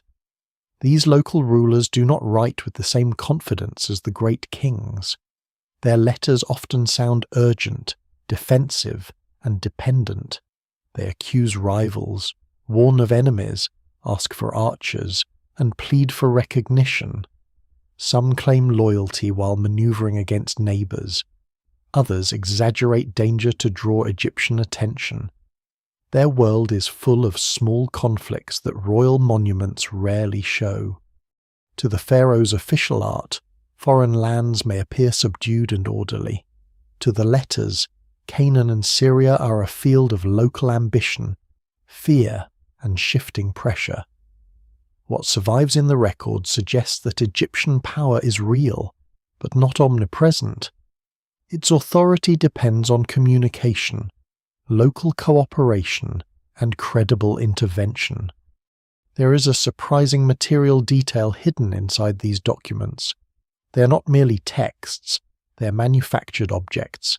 A tablet begins as clay chosen, shaped, smoothed, inscribed, dried, and sometimes fired with varying degrees of success.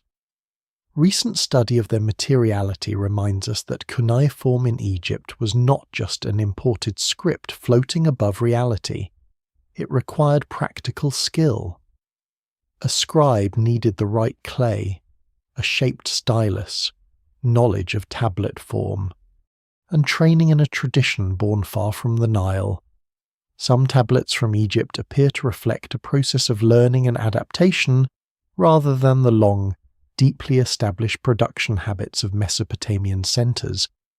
Each diplomatic letter carries two stories at once: the words sent between kings, and the technology that allowed those words to exist as durable objects. This gives Amenhotep III's Egypt a different kind of complexity.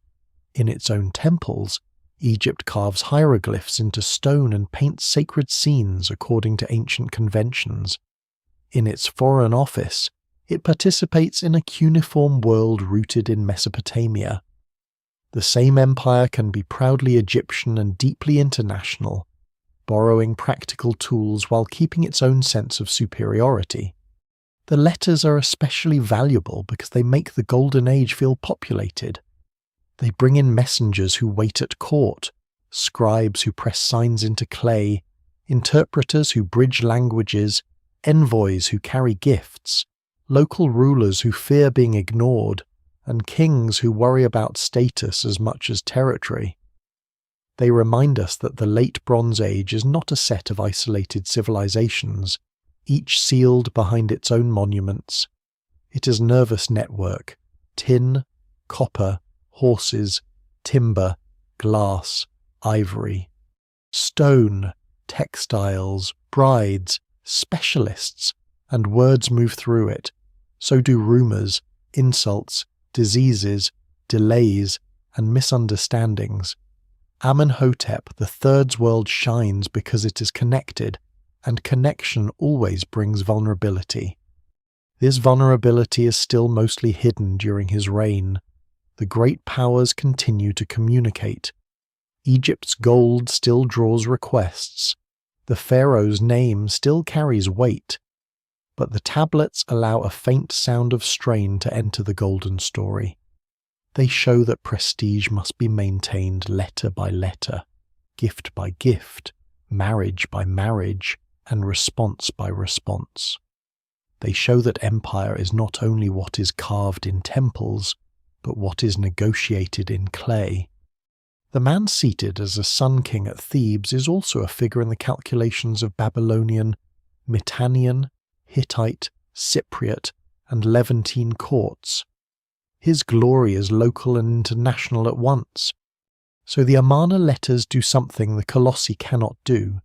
They let the silence speak in smaller voices. They do not diminish Amenhotep III's grandeur. They sharpen it by showing the world that grandeur had to manage. Beneath the gold, there is correspondence, Beneath the image of universal submission, there are arguments over gifts and brides. Beneath the stillness of royal statues, there are messengers on roads, tablets in hands, and scribes learning how to press foreign signs into Egyptian clay. The Golden Age is not a motionless paradise. It is a network in motion, held together for a time by wealth, ceremony, reputation, and the steady belief that Egypt remains the brightest court beneath the sun. The Golden Age is easiest to see from a distance, from far away. Amenhotep. The Third's Egypt becomes a vision of abundance, colossal statues glowing in the sun, temples thick with offerings, palaces painted with marsh birds and flowers, foreign rulers begging for gold, royal scarabs announcing great works, and a king whose image seems to grow larger with every year. But gold has weight, stone has weight, bread has weight, beer has weight. Every piece of splendor must be carried by someone, counted by someone, shaped by someone, harvested by someone, and delivered at the correct time to the correct place. The brilliance of Amenhotep. The Third's reign does not float above ordinary life. It rests directly on it. The base of this world is the Nile.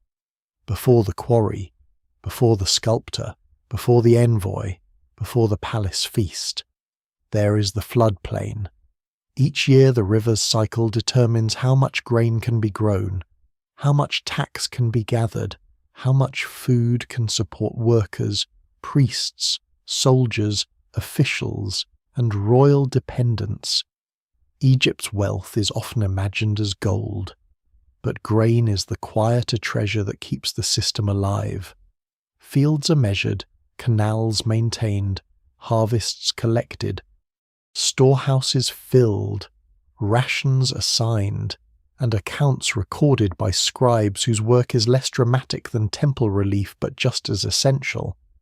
A pharaoh can order a colossal statue, but the statue cannot move unless enough people are fed to quarry, transport, carve, polish, and raise it. This is one of the hidden realities of monumental kingship. It is not built only by slaves, as older popular imagination often suggested, nor is it built only by free devotion, as royal ideology might prefer. The truth is more complex. Ancient Egypt uses a range of labor systems, skilled specialists attached to temples and the crown, administrators, artisans, seasonal workers, corvée laborers summoned for state projects, quarry crews, boatmen, soldiers, and servants of large institutions. Some people work because the state requires it. Some work because specialized service brings status, rations, housing, or proximity to powerful institutions. Some probably experience the system as opportunity, others as obligation. The evidence remains incomplete, but it is clear that Amenhotep's golden age depends on organization rather than fantasy. Someone must make the mud bricks, cut the reeds, fire the pottery, brew the beer, mix the plaster, prepare the pigments, and drag the rope. The workers behind the royal monuments lived in a world of expertise.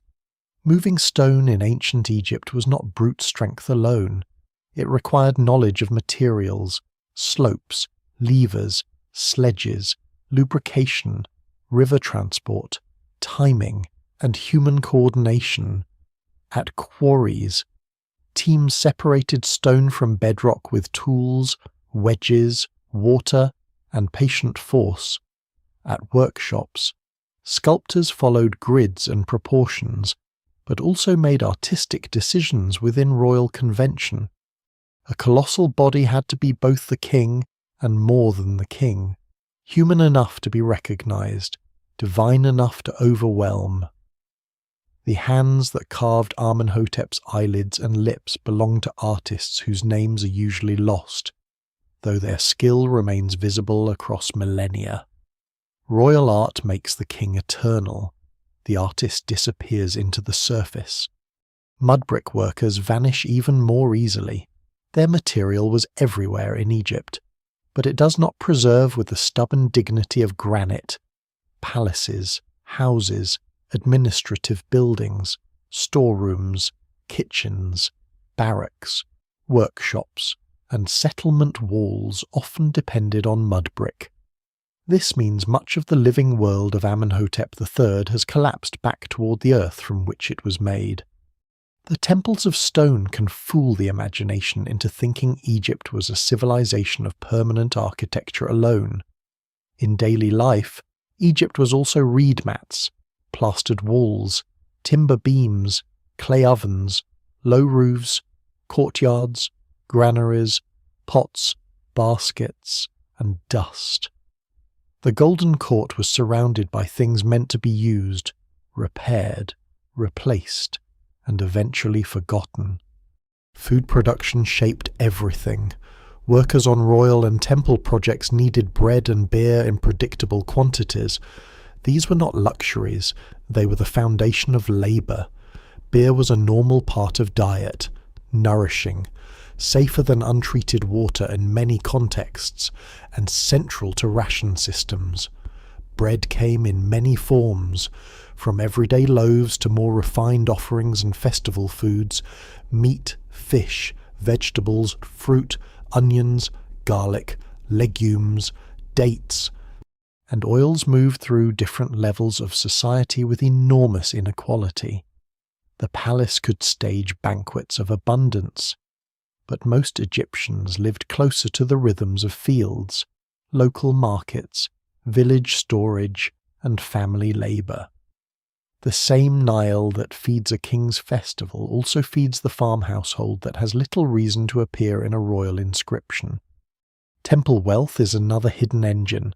Under Amenhotep III, temples are not only religious buildings, they're economic institutions with land, labour, workshops, herds, ships, and storage. Offerings to gods do not simply vanish into sacred air. They move through systems of redistribution, feeding priests, staff, dependents, and perhaps others connected to temple estates. The line between sacred and economic life is not clean. A temple is a house of the god, but it is also a landholder, employer, storehouse, and political force. When Amenhotep III gives lavishly to the gods, he strengthens divine legitimacy, but he also feeds institutional power. Scholars still debate how far temple wealth under kings like Amenhotep III contributed to later tensions, but the growth of sacred estates is one of the major facts of the age. Gold in the sanctuary has consequences outside the sanctuary. Nubia's role remains crucial.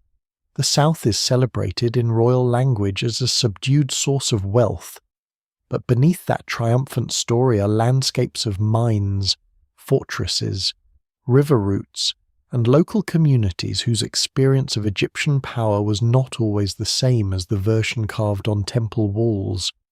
Gold extraction is difficult work. Desert travel is dangerous. Supply lines must be maintained. Officials must report. Guards must watch. And labour must be organised in conditions far harsher than the shaded courts of Thebes. Egyptian ideology turns Nubia into an offering to the pharaoh and the gods.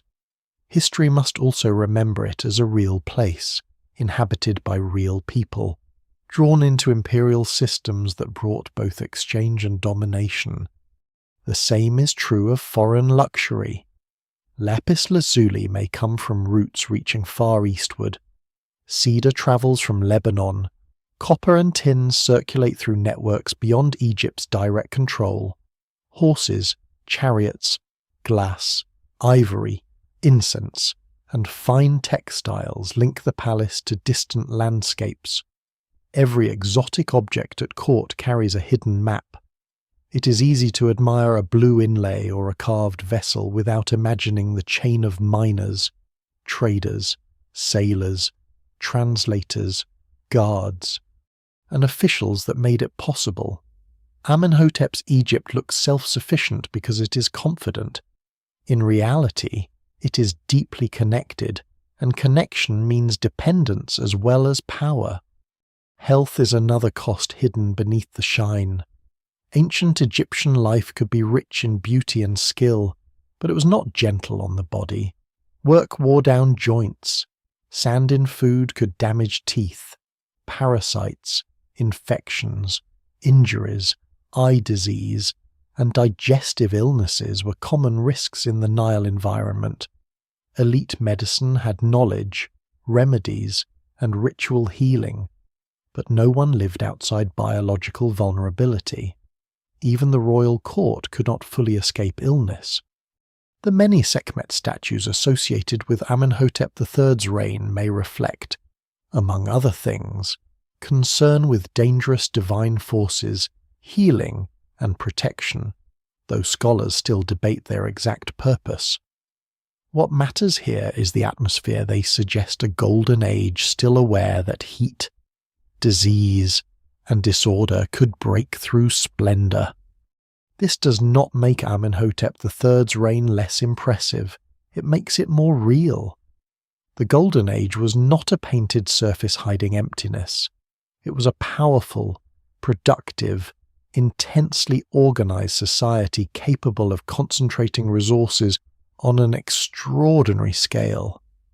But its beauty came from unequal access to wealth, from labor systems that bound ordinary people to royal and temple needs, from imperial extraction, from administrative discipline, and from the constant conversion of human effort into sacred display.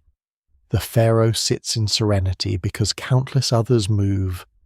So beneath the Colossian palaces, another Egypt continues, farmers bending to fields after the flood, scribes calculating grain, quarrymen striking stone, women grinding grain and managing households, potters turning clay, boat crews pushing against the Nile's current, temple staff preparing offerings before dawn, and artisans painting flowers on walls that will one day fall into dust.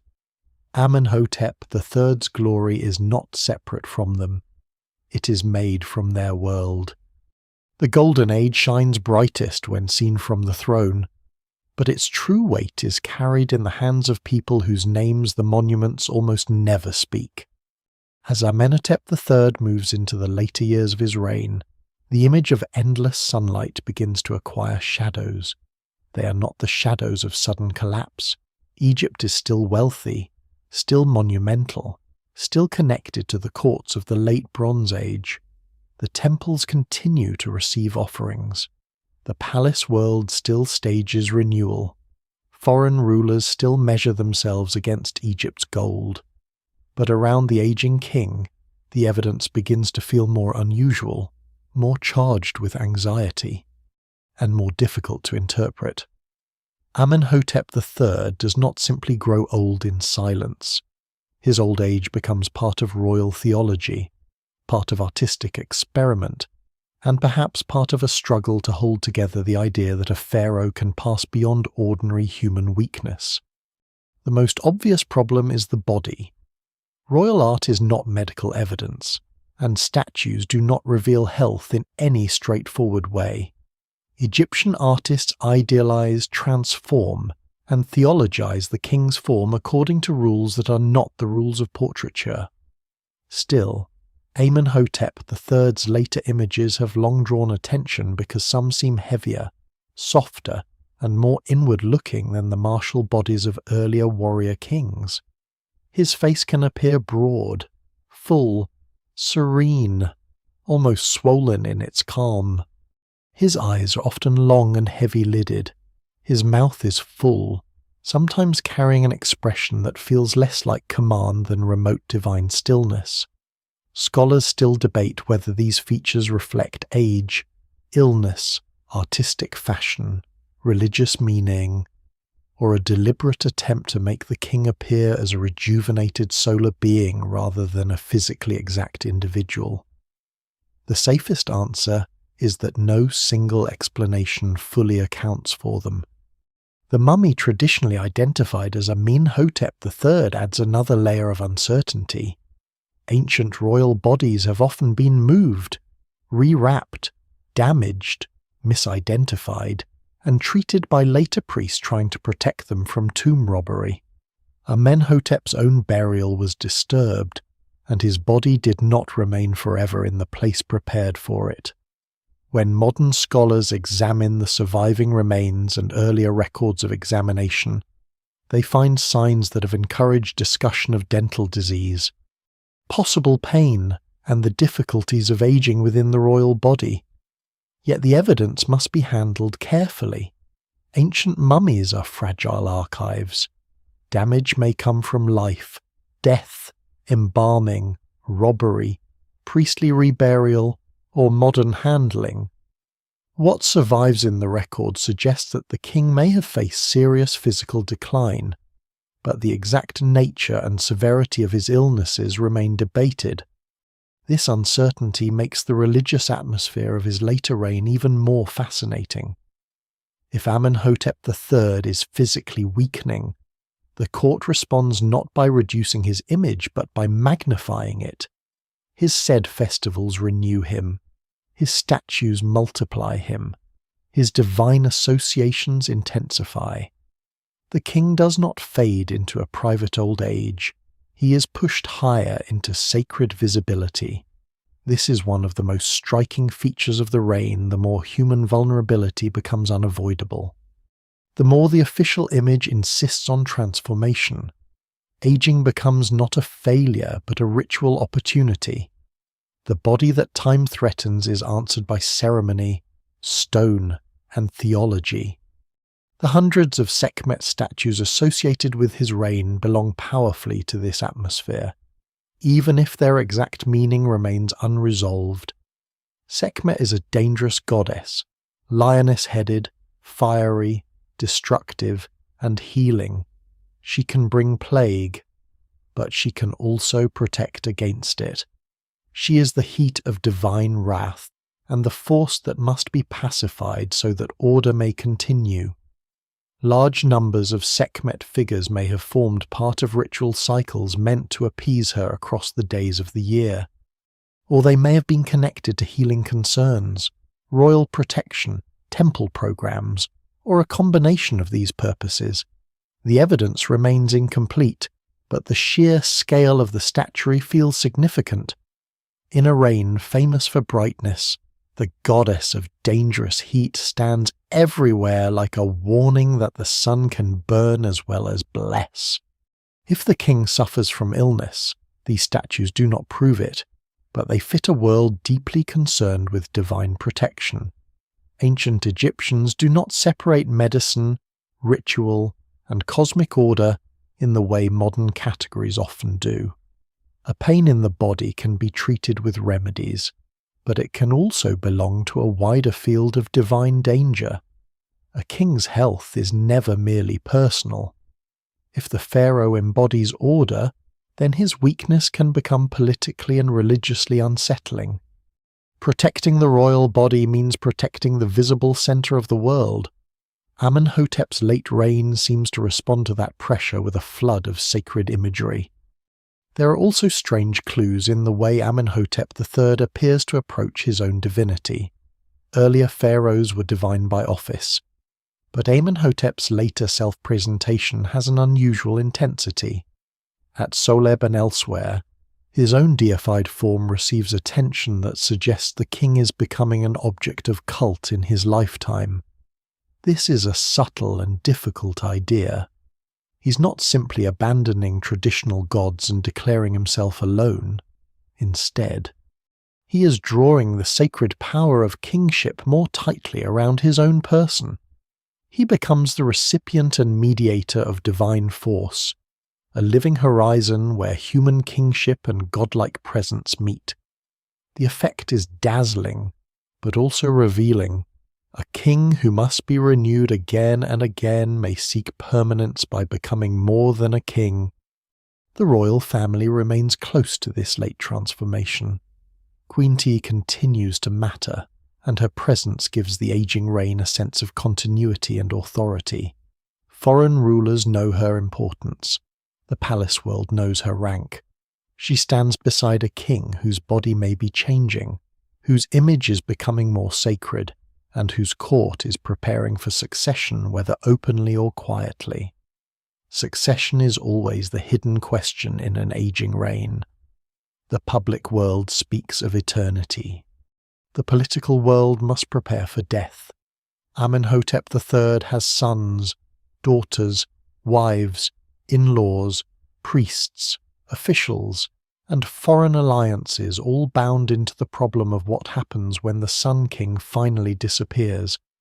One of the most debated questions is whether Amenhotep III shared power with his son Amenhotep IV, the future Akhenaten, during a co-regency. Some scholars have argued for a period of overlap, perhaps to explain artistic, religious, or administrative continuities between the two reigns. Others remain cautious or reject a long co-regency, pointing to the difficulties of the evidence and the danger of forcing later events backward into Amenhotep III's lifetime. The issue remains unresolved in many details.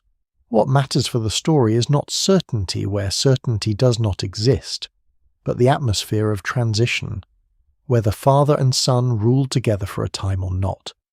The late reign already contains elements that will matter deeply afterward: solar emphasis, royal divinization, powerful queenship, and artistic experimentation. Amenhotep III's old age therefore becomes a threshold. Behind him stands the empire of conquest transformed into splendor. Around him stand palaces, temples, statues, foreign letters, royal women, priests, officials, and rituals of renewal. Ahead lies a religious transformation that will unsettle memory itself. The aging king does not know his afterlife in history. He does not know that later generations will see him partly through the shadow of his son. He does not know that his tomb will be robbed, his body moved, his mortuary temple shattered, his colossal statues renamed, and his golden world studied from broken fragments. In his own late reign, the official message remains confident the king is renewed, divine, radiant, and eternal. But the strange clues tell a more human story beneath the official one. A body may ache under gold, a palace may glitter while doctors, priests, and ritual specialists work against unseen danger. A statue may show calm because calm is what power needs to show. A goddess of healing and destruction may stand in hundreds of copies because fear has become monumental. Amenhotep, the third's decline is not a dramatic fall from glory.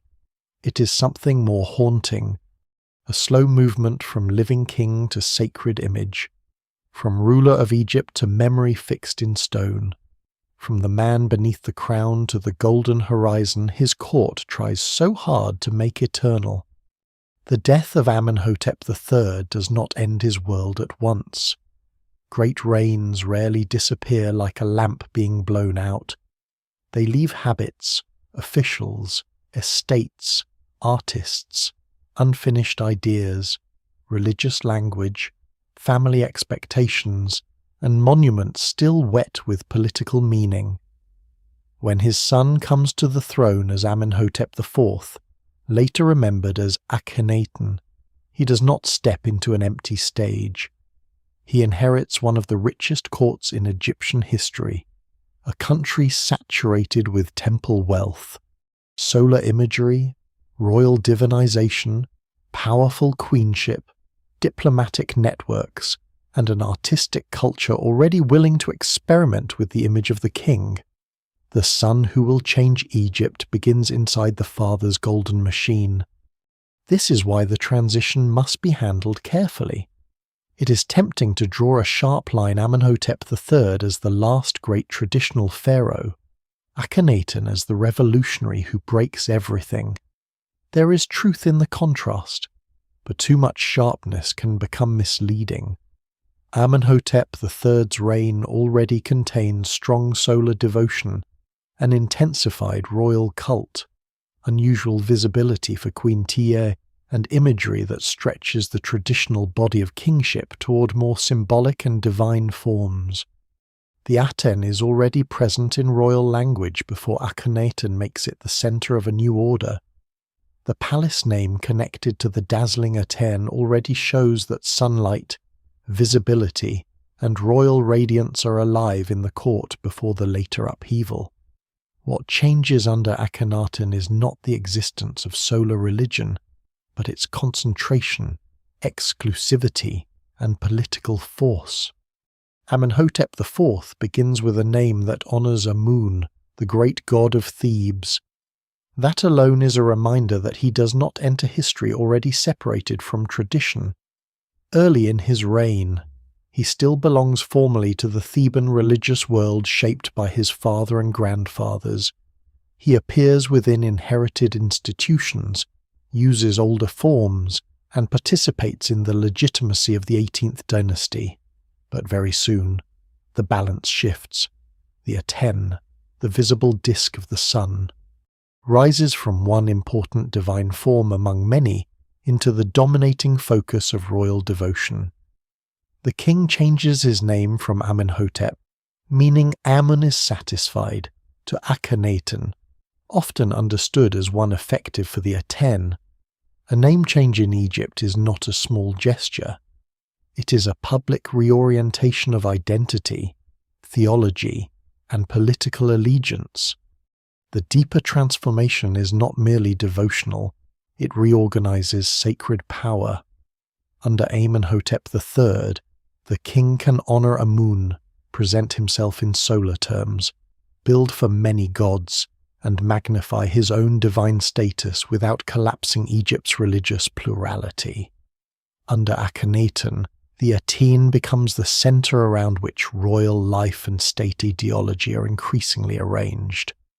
The traditional gods do not vanish instantly from every mind or every household, but the official world narrows. Amun's name and images come under pressure. The old temple system, especially the Theban establishment, loses royal favor. Worship is refocused through the royal family, with the king and queen as privileged intermediaries of the Aten's light. The hidden god of deep sanctuary gives way, in official ideology, to a visible disk whose rays end in hands. This is a revolution of visibility. Amun is hidden. The Aten is seen by all, shining across the open sky. Traditional temples often move inward toward dark sanctuaries, where the god's image is approached through layers of restricted space. Akhenaten's Aten temples emphasize openness, sunlight, and offering tables exposed to the rays. The difference is architectural, theological, and political at once. It changes how sacred presence is imagined.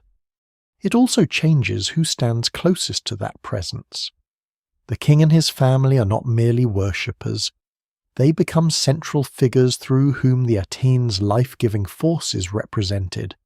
The royal household, already unusually prominent under Amenhotep III, becomes even more dominant under Akhenaten. Here the continuity with Amenhotep III is unmistakable, but continuity is not the same as sameness. Queen Tiye had been visible, named, and diplomatically recognized.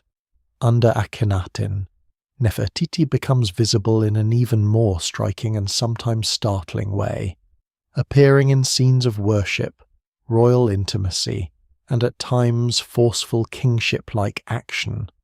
Royal women had long mattered in Egypt, but the Amarna period brings that importance into new visual forms. The family is shown with a degree of naturalistic tenderness and physical immediacy that differs sharply from older royal distance. Though even this apparent intimacy is still ideological, it is not a private family album. It is a sacred image of royal life under the Aten. The artistic shift is one of the most famous signs of the sun's reign. Bodies become elongated, bellies swell, faces lengthen, limbs appear thin. The royal family is shown in poses that earlier art would rarely have allowed with such emphasis. For a long time, these images inspired speculation about disease, deformity, or biological abnormality. Scholars still debate aspects of Amarna art, but the strongest interpretations now treat much of it as deliberate style and theology, rather than simple medical portraiture. The king's body becomes a vehicle for new religious meaning, just as Amenhotep III's later body had been transformed into serene, solar, deified presence. The father's art stretches tradition, the son's art bends it until the bend itself becomes the message. There may also have been practical continuities among artists, officials, and workshops. Artistic revolutions do not happen without trained hands. The people who carve new forms, paint new scenes, plan new temples, and write new formulas often come from existing institutions. Akhenaten's changes may feel abrupt, but they are carried out by a society already capable of massive royal building and symbolic experimentation. The tools of revolution are inherited from the Golden Age: stone, labour. Scribes, court ceremony, diplomatic language, temple administration, and royal propaganda all remain available. Akhenaten turns those tools toward a different sacred centre.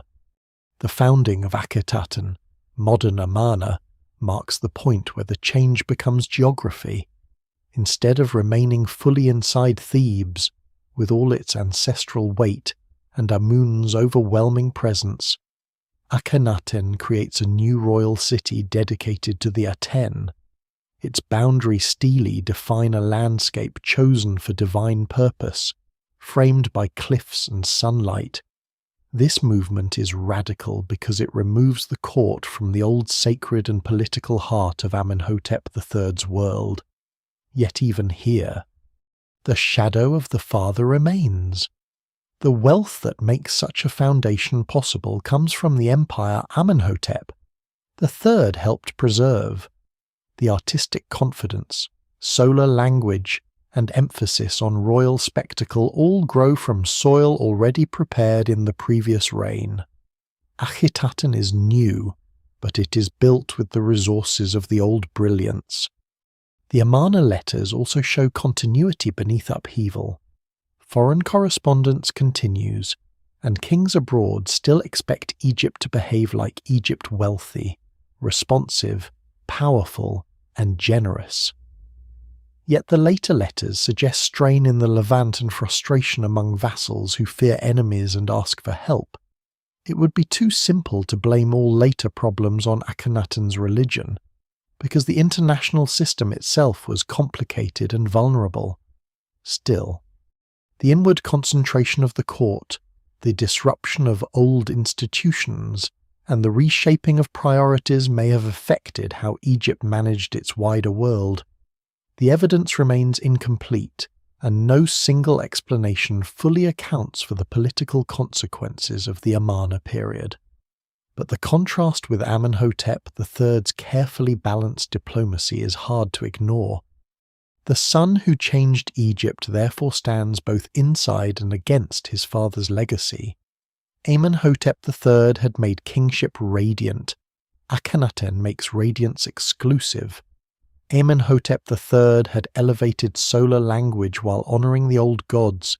Akhenaten pushes the Aten towards supremacy. Amenhotep III had made the royal body divine through jubilee, statue, and ceremony. Akhenaten makes the royal family the central image of sacred truth. Amenhotep III had built a golden world broad enough to include Amun. Aten, Tiye, foreign princesses, Nubian temples, Theban processions, and international diplomacy. Akhenaten narrows the beam until it burns. Yet the father should not be treated as merely responsible for the son. History rarely moves through such clean inheritance. Amenhotep III did not have to imagine the consequences of every solar image he commissioned. He did not know that later memory would place his reign before one of Egypt's strangest religious experiments. In his own time, he appears as a master of balance.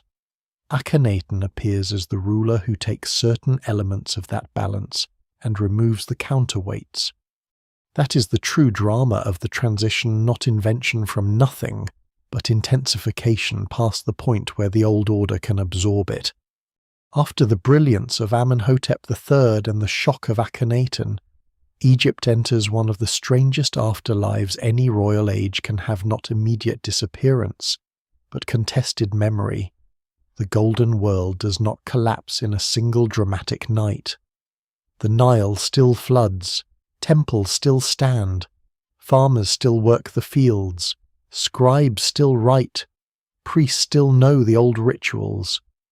Foreign roads remain open, though less securely than before, but the centre has been unsettled. The religious order that seemed so dazzlingly elastic under Amenhotep III has been stretched too far under his son, and once the tension releases, Egypt begins the difficult work of remembering, repairing, and erasing. The end of the Amarna period is not a simple return to the past. It is a restoration. But restoration always changes what it claims to recover. Akhenaten's Aten-centered experiment leaves marks on institutions, art, temples, priesthoods, and royal legitimacy. After him come rulers whose reigns are short, fragile, or partly shadowed by uncertainty. Tutankhaten becomes Tutankhamun, and the name change itself reveals the direction of the state. The Aten recedes from official supremacy. Amun returns to prominence. The old gods are restored to royal favour. The court moves away from Akhenaten. The city built for the Aten's light, and the abandoned capital begins its long transformation into ruin, archive, and archaeological puzzle. What survives in the record suggests a deliberate effort to heal the official world by reversing the most visible signs of religious rupture.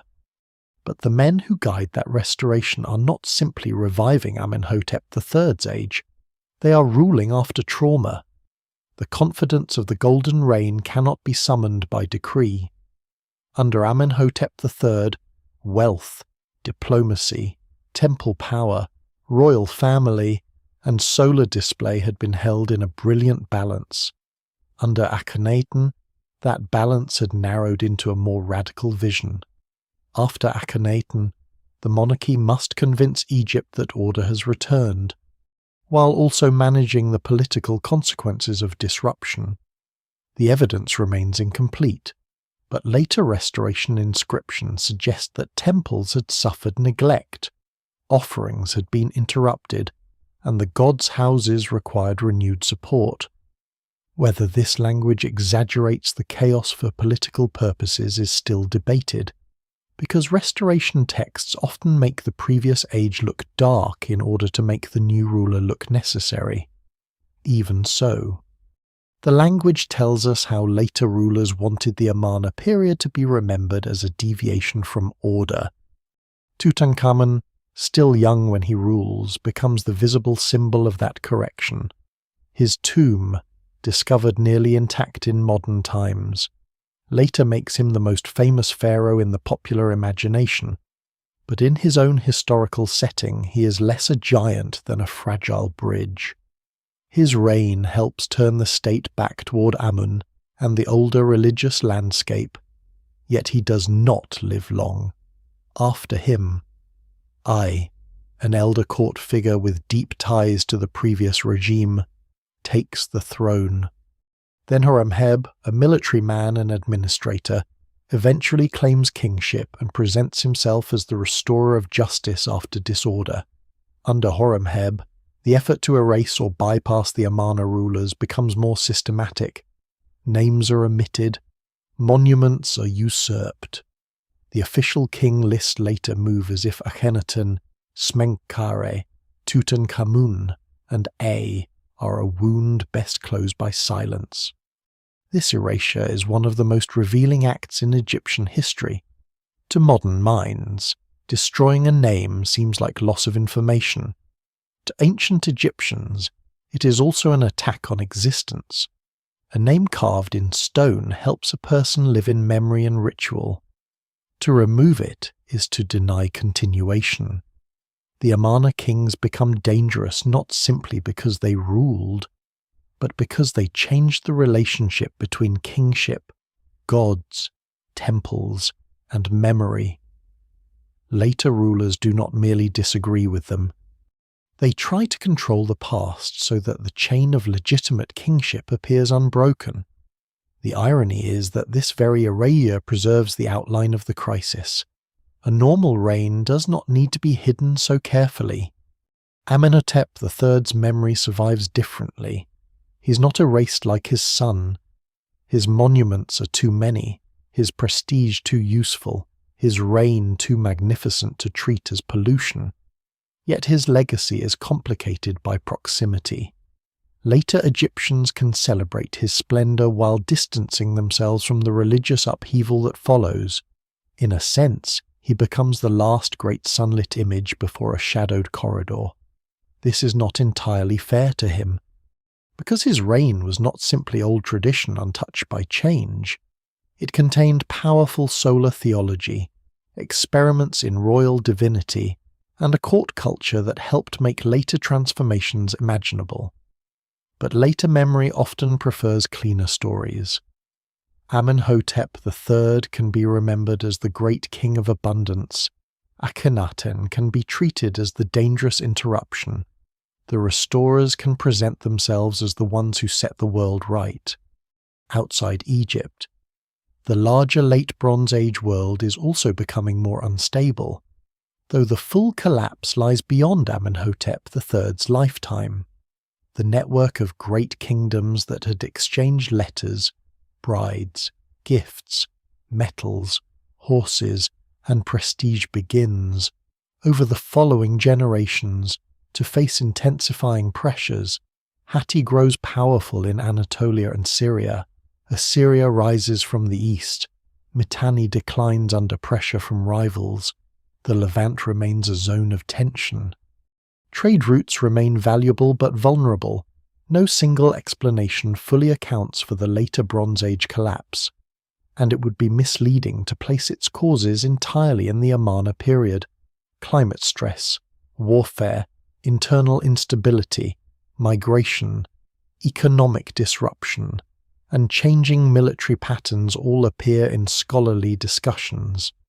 But from the perspective of Amenhotep III's story, one fact stands out clearly. The international world he managed with wealth and ceremony is not permanent. This makes his golden age look even more extraordinary in hindsight. It was not the normal condition of the ancient world. It was a peak moment, produced by favourable timing, administrative capacity, military inheritance, agricultural wealth, religious prestige, and diplomatic skill. Peaks are beautiful partly because they are unstable. They cannot remain peaks forever. The systems that support them must constantly absorb pressure. A long reign can hide future weakness because its success seems natural while the king lives. But when succession brings religious experiment, short reigns, contested memory, and institutional repair, the hidden fragility becomes easier to see. The monuments themselves enter this unstable afterlife. Some are reused, some are damaged, some are quarried, some fall, some are renamed by foreigners. Blocks from Amarna temples are dismantled and built into later structures, their images buried inside walls like inconvenient memories turned into construction material. Statues of Amenhotep III remain powerful, but even they cannot control how later ages interpret them. The Colossi of Memnon become part of Greek and Roman wonder. The mortuary temple decays, the tomb is robbed, the body is moved for protection. The king who tried so hard to fix himself in eternity becomes scattered across museums, excavation records, restoration projects, and fragments of stone. Yet this scattering is not complete defeat. It is how ancient memory often survives. Amenhotep III's world does not continue as he designed it, but pieces of it keep returning.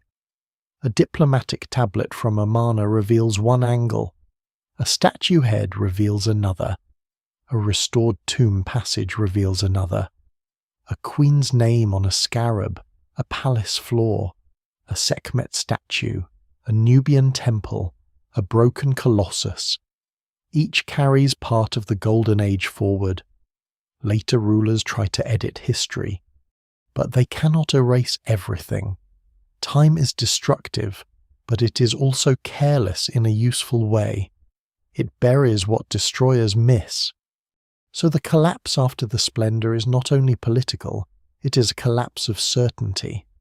The belief that Egypt's golden order can continue unchanged gives way to a more complicated reality, religious conflict, restored gods, edited king lists, abandoned cities, fragile successions, and an international system moving toward darker centuries.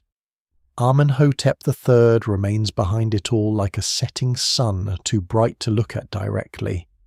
His reign becomes the memory of what Egypt had been when everything seemed balanced.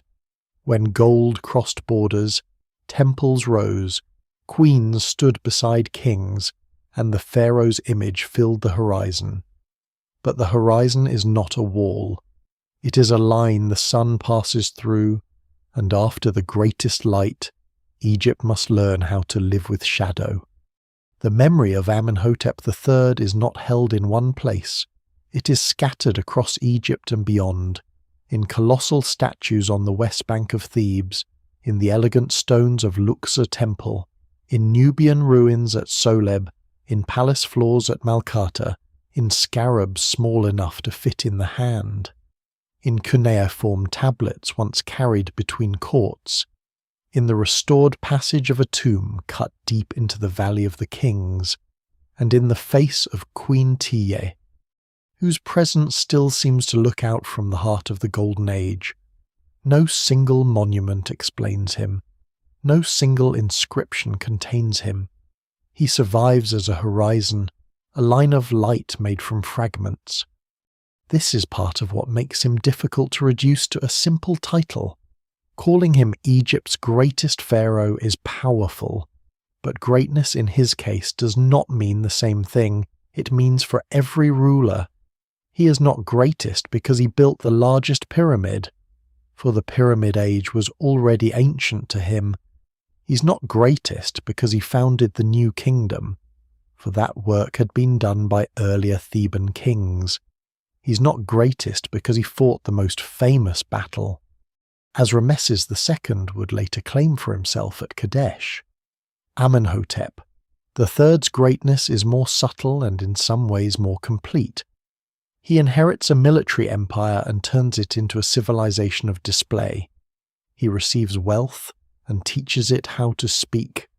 He takes power already won by conquest and makes it appear like natural sunlight. His reign becomes a high water mark of confidence. Egypt under Amenhotep III is not merely strong, it knows how to look strong. That difference matters. Power that cannot stage itself remains uncertain. Power that can stage itself in temples, palaces, diplomatic marriages, gold gifts, jubilee festivals, sculpture, and sacred geography becomes more than administration. It becomes atmosphere. Foreign rulers feel it in the gold they request. Vassal princes feel it in the letters they send. Priests feel it in temple offerings. Courtiers feel it in the choreography of access. Workers feel it in the scale of the tasks demanded of them. Ordinary Egyptians may never stand close to the king, but they live in a land where his image, names, buildings, and gods shape the visible order around them. Yet his achievement cannot be separated from fragility. The very monuments that make him seem eternal now reveal the limits of eternity. His mortuary temple was one of the largest sacred complexes ever built in Egypt, yet much of it fell. sank, or was broken apart. His tomb was robbed and damaged. His body was moved. His statues were renamed by later visitors, misunderstood through Greek myth, shattered by earthquakes, reused, excavated, restored, and displayed in museums far from the Nile. The palace city that once glittered with colour and royal ceremony survives largely as low mud brick traces. The diplomatic tablets that reveal his international world were found not in his own capital, but in the later city of his son, a city built for a religious revolution that would complicate his legacy forever. The evidence remains incomplete, and the incompleteness is part of the truth. Amenhotep III's age also reminds us that a golden age is never golden for everyone in the same way. From the throne, the reign looks like abundance. From the temple, it looks like divine favour. From the foreign court, it looks like a source of dazzling gold. From the quarry, the field, the mine, the riverboat, or the workshop, it may look like labour, obligation, ration, skill, exhaustion, and pride mixed together in proportions history can no longer fully measure. The gold did not shine by itself. The stones did not rise by themselves. The letters did not write themselves. The festivals did not feed themselves. Behind the Golden King stands a country of farmers, scribes, artisans, priests, soldiers, quarrymen, boat crews, household workers, administrators, and families whose lives are mostly absent from royal praise. What survives in the record suggests a society of remarkable capacity, but also one built on deep hierarchies and imperial extraction. Even so, it would be too easy to treat the Golden Age only as illusion. It was real. The wealth was real. The art was real. The diplomatic reach was real. The buildings were real. The administrative skill was real. The creative confidence was real. Amenhotep III's reign produced an extraordinary flowering of Egyptian culture, not because life was simple, but because the state could concentrate resources, symbols, labour, and imagination with unusual force. His Egypt is at once beautiful and unequal, sacred and political, stable and anxious, traditional and experimental. That tension gives the reign its depth. A simple paradise would be less interesting. A simple tyranny would also be less true. Amenhotep's world is more complicated than either. His relationship with the future is just as complex. The reign of Akhenaten follows so closely that Amenhotep III is often seen through his son's upheaval. But the father is not only a prelude, he is the master of a balance that the son later disrupts. Under Amenhotep, Amun and the Aten can coexist. Temple tradition and solar brilliance can reinforce one another. Royal women can be highly visible without overturning the entire religious order. The king can approach divinity without abolishing the many gods who sustain Egypt's sacred world. Under Akhenaten, some of those same currents become narrower, sharper, and more radical. The Golden Age does not cause the Amarna revolution in any simple way, but it provides some of the light from which that revolution is made. This is why Amenhotep III's legacy feels like a horizon. He stands at the far edge of one Egypt and the beginning of another. Behind him lies the age of conquest, when warrior kings carved out the empire he would inherit. Around him lies the richest performance of pharaonic magnificence the new kingdom had yet produced. Beyond him lies experiment, rupture, restoration, erasure, and a changed memory of kingship. He is not the last great pharaoh, but he is one of the last rulers before Egyptian history becomes haunted by the Amarna question. After him, even restoration carries the memory of disruption. Modern archaeology has returned him to view in fragments, patiently, imperfectly. the reopening and restoration of his tomb, the reconstruction of statues at his mortuary temple, the study of Malqata, the material analysis of Amarna tablets, and the continuing care of Luxor's heritage all show that Amenhotep III is still being assembled, not resurrected exactly.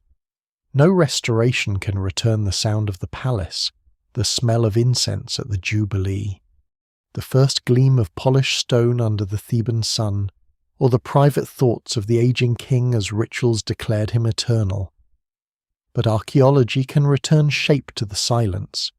It can show where the passage descended, where the colossi stood, where letters crossed borders, where people lived around the royal city, and where the Golden Age touched earth. In the end, Amenhotep III remains Egypt's great king of abundance not because everything about him is known, but because enough survives to reveal the scale of what has been lost. His reign is a monument made of many broken things. It is the soundless court behind the fallen palace wall. It is the sun on the face of a seated colossus. It is a queen's name pressed into royal memory. It is a clay tablet carrying complaint and desire across the ancient world. It is a tomb passage descending into darkness beneath the cliffs. It is a civilization at full height, still certain that beauty, ritual, and stone can hold back time. And for a while, under Amenhotep III, it almost seems possible. The Golden King fades now into a wider silence. The cliffs of Thebes keep their heat after sunset, and the Nile moves through the dark with the same patient rhythm it carried long before palaces, temples, dynasties, and names. On the west bank, the colossi still sit where the living once came to honour the dead. Their faces are damaged. Their meaning has changed more than once. Yet they remain, watching the eastern sky as if each dawn might still belong to the king whose body they hold in stone. Amenhotep III's world was built to defeat forgetting. It carved names, raised statues, filled temples, sent messages, celebrated jubilees, and wrapped power in gold and sunlight. But time does not need to win quickly. It only needs to continue. Mudbrick returns to earth. Paint flakes from plaster. Tombs are opened. Gods are renamed.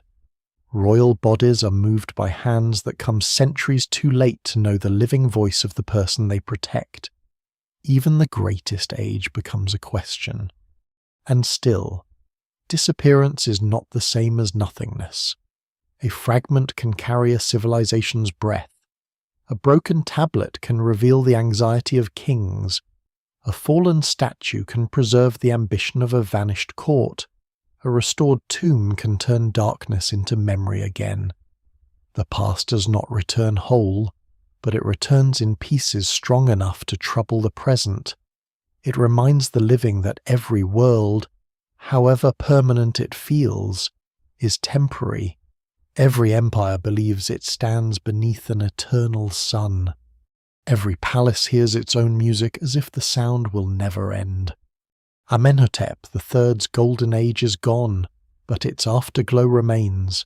It lingers in the stones of Luxor, in the desert edge at Malqata, in the long corridors of museums, in the careful hands of restorers, and in the quiet act of looking at ruins without asking them to be complete.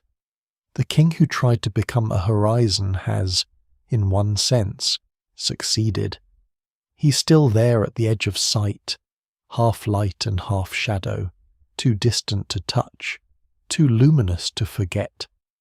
The night settles over the Nile, the temples darken, the cliffs hold their secrets, and somewhere beyond the ruined palace and the silent tomb, the first faint line of dawn waits to return.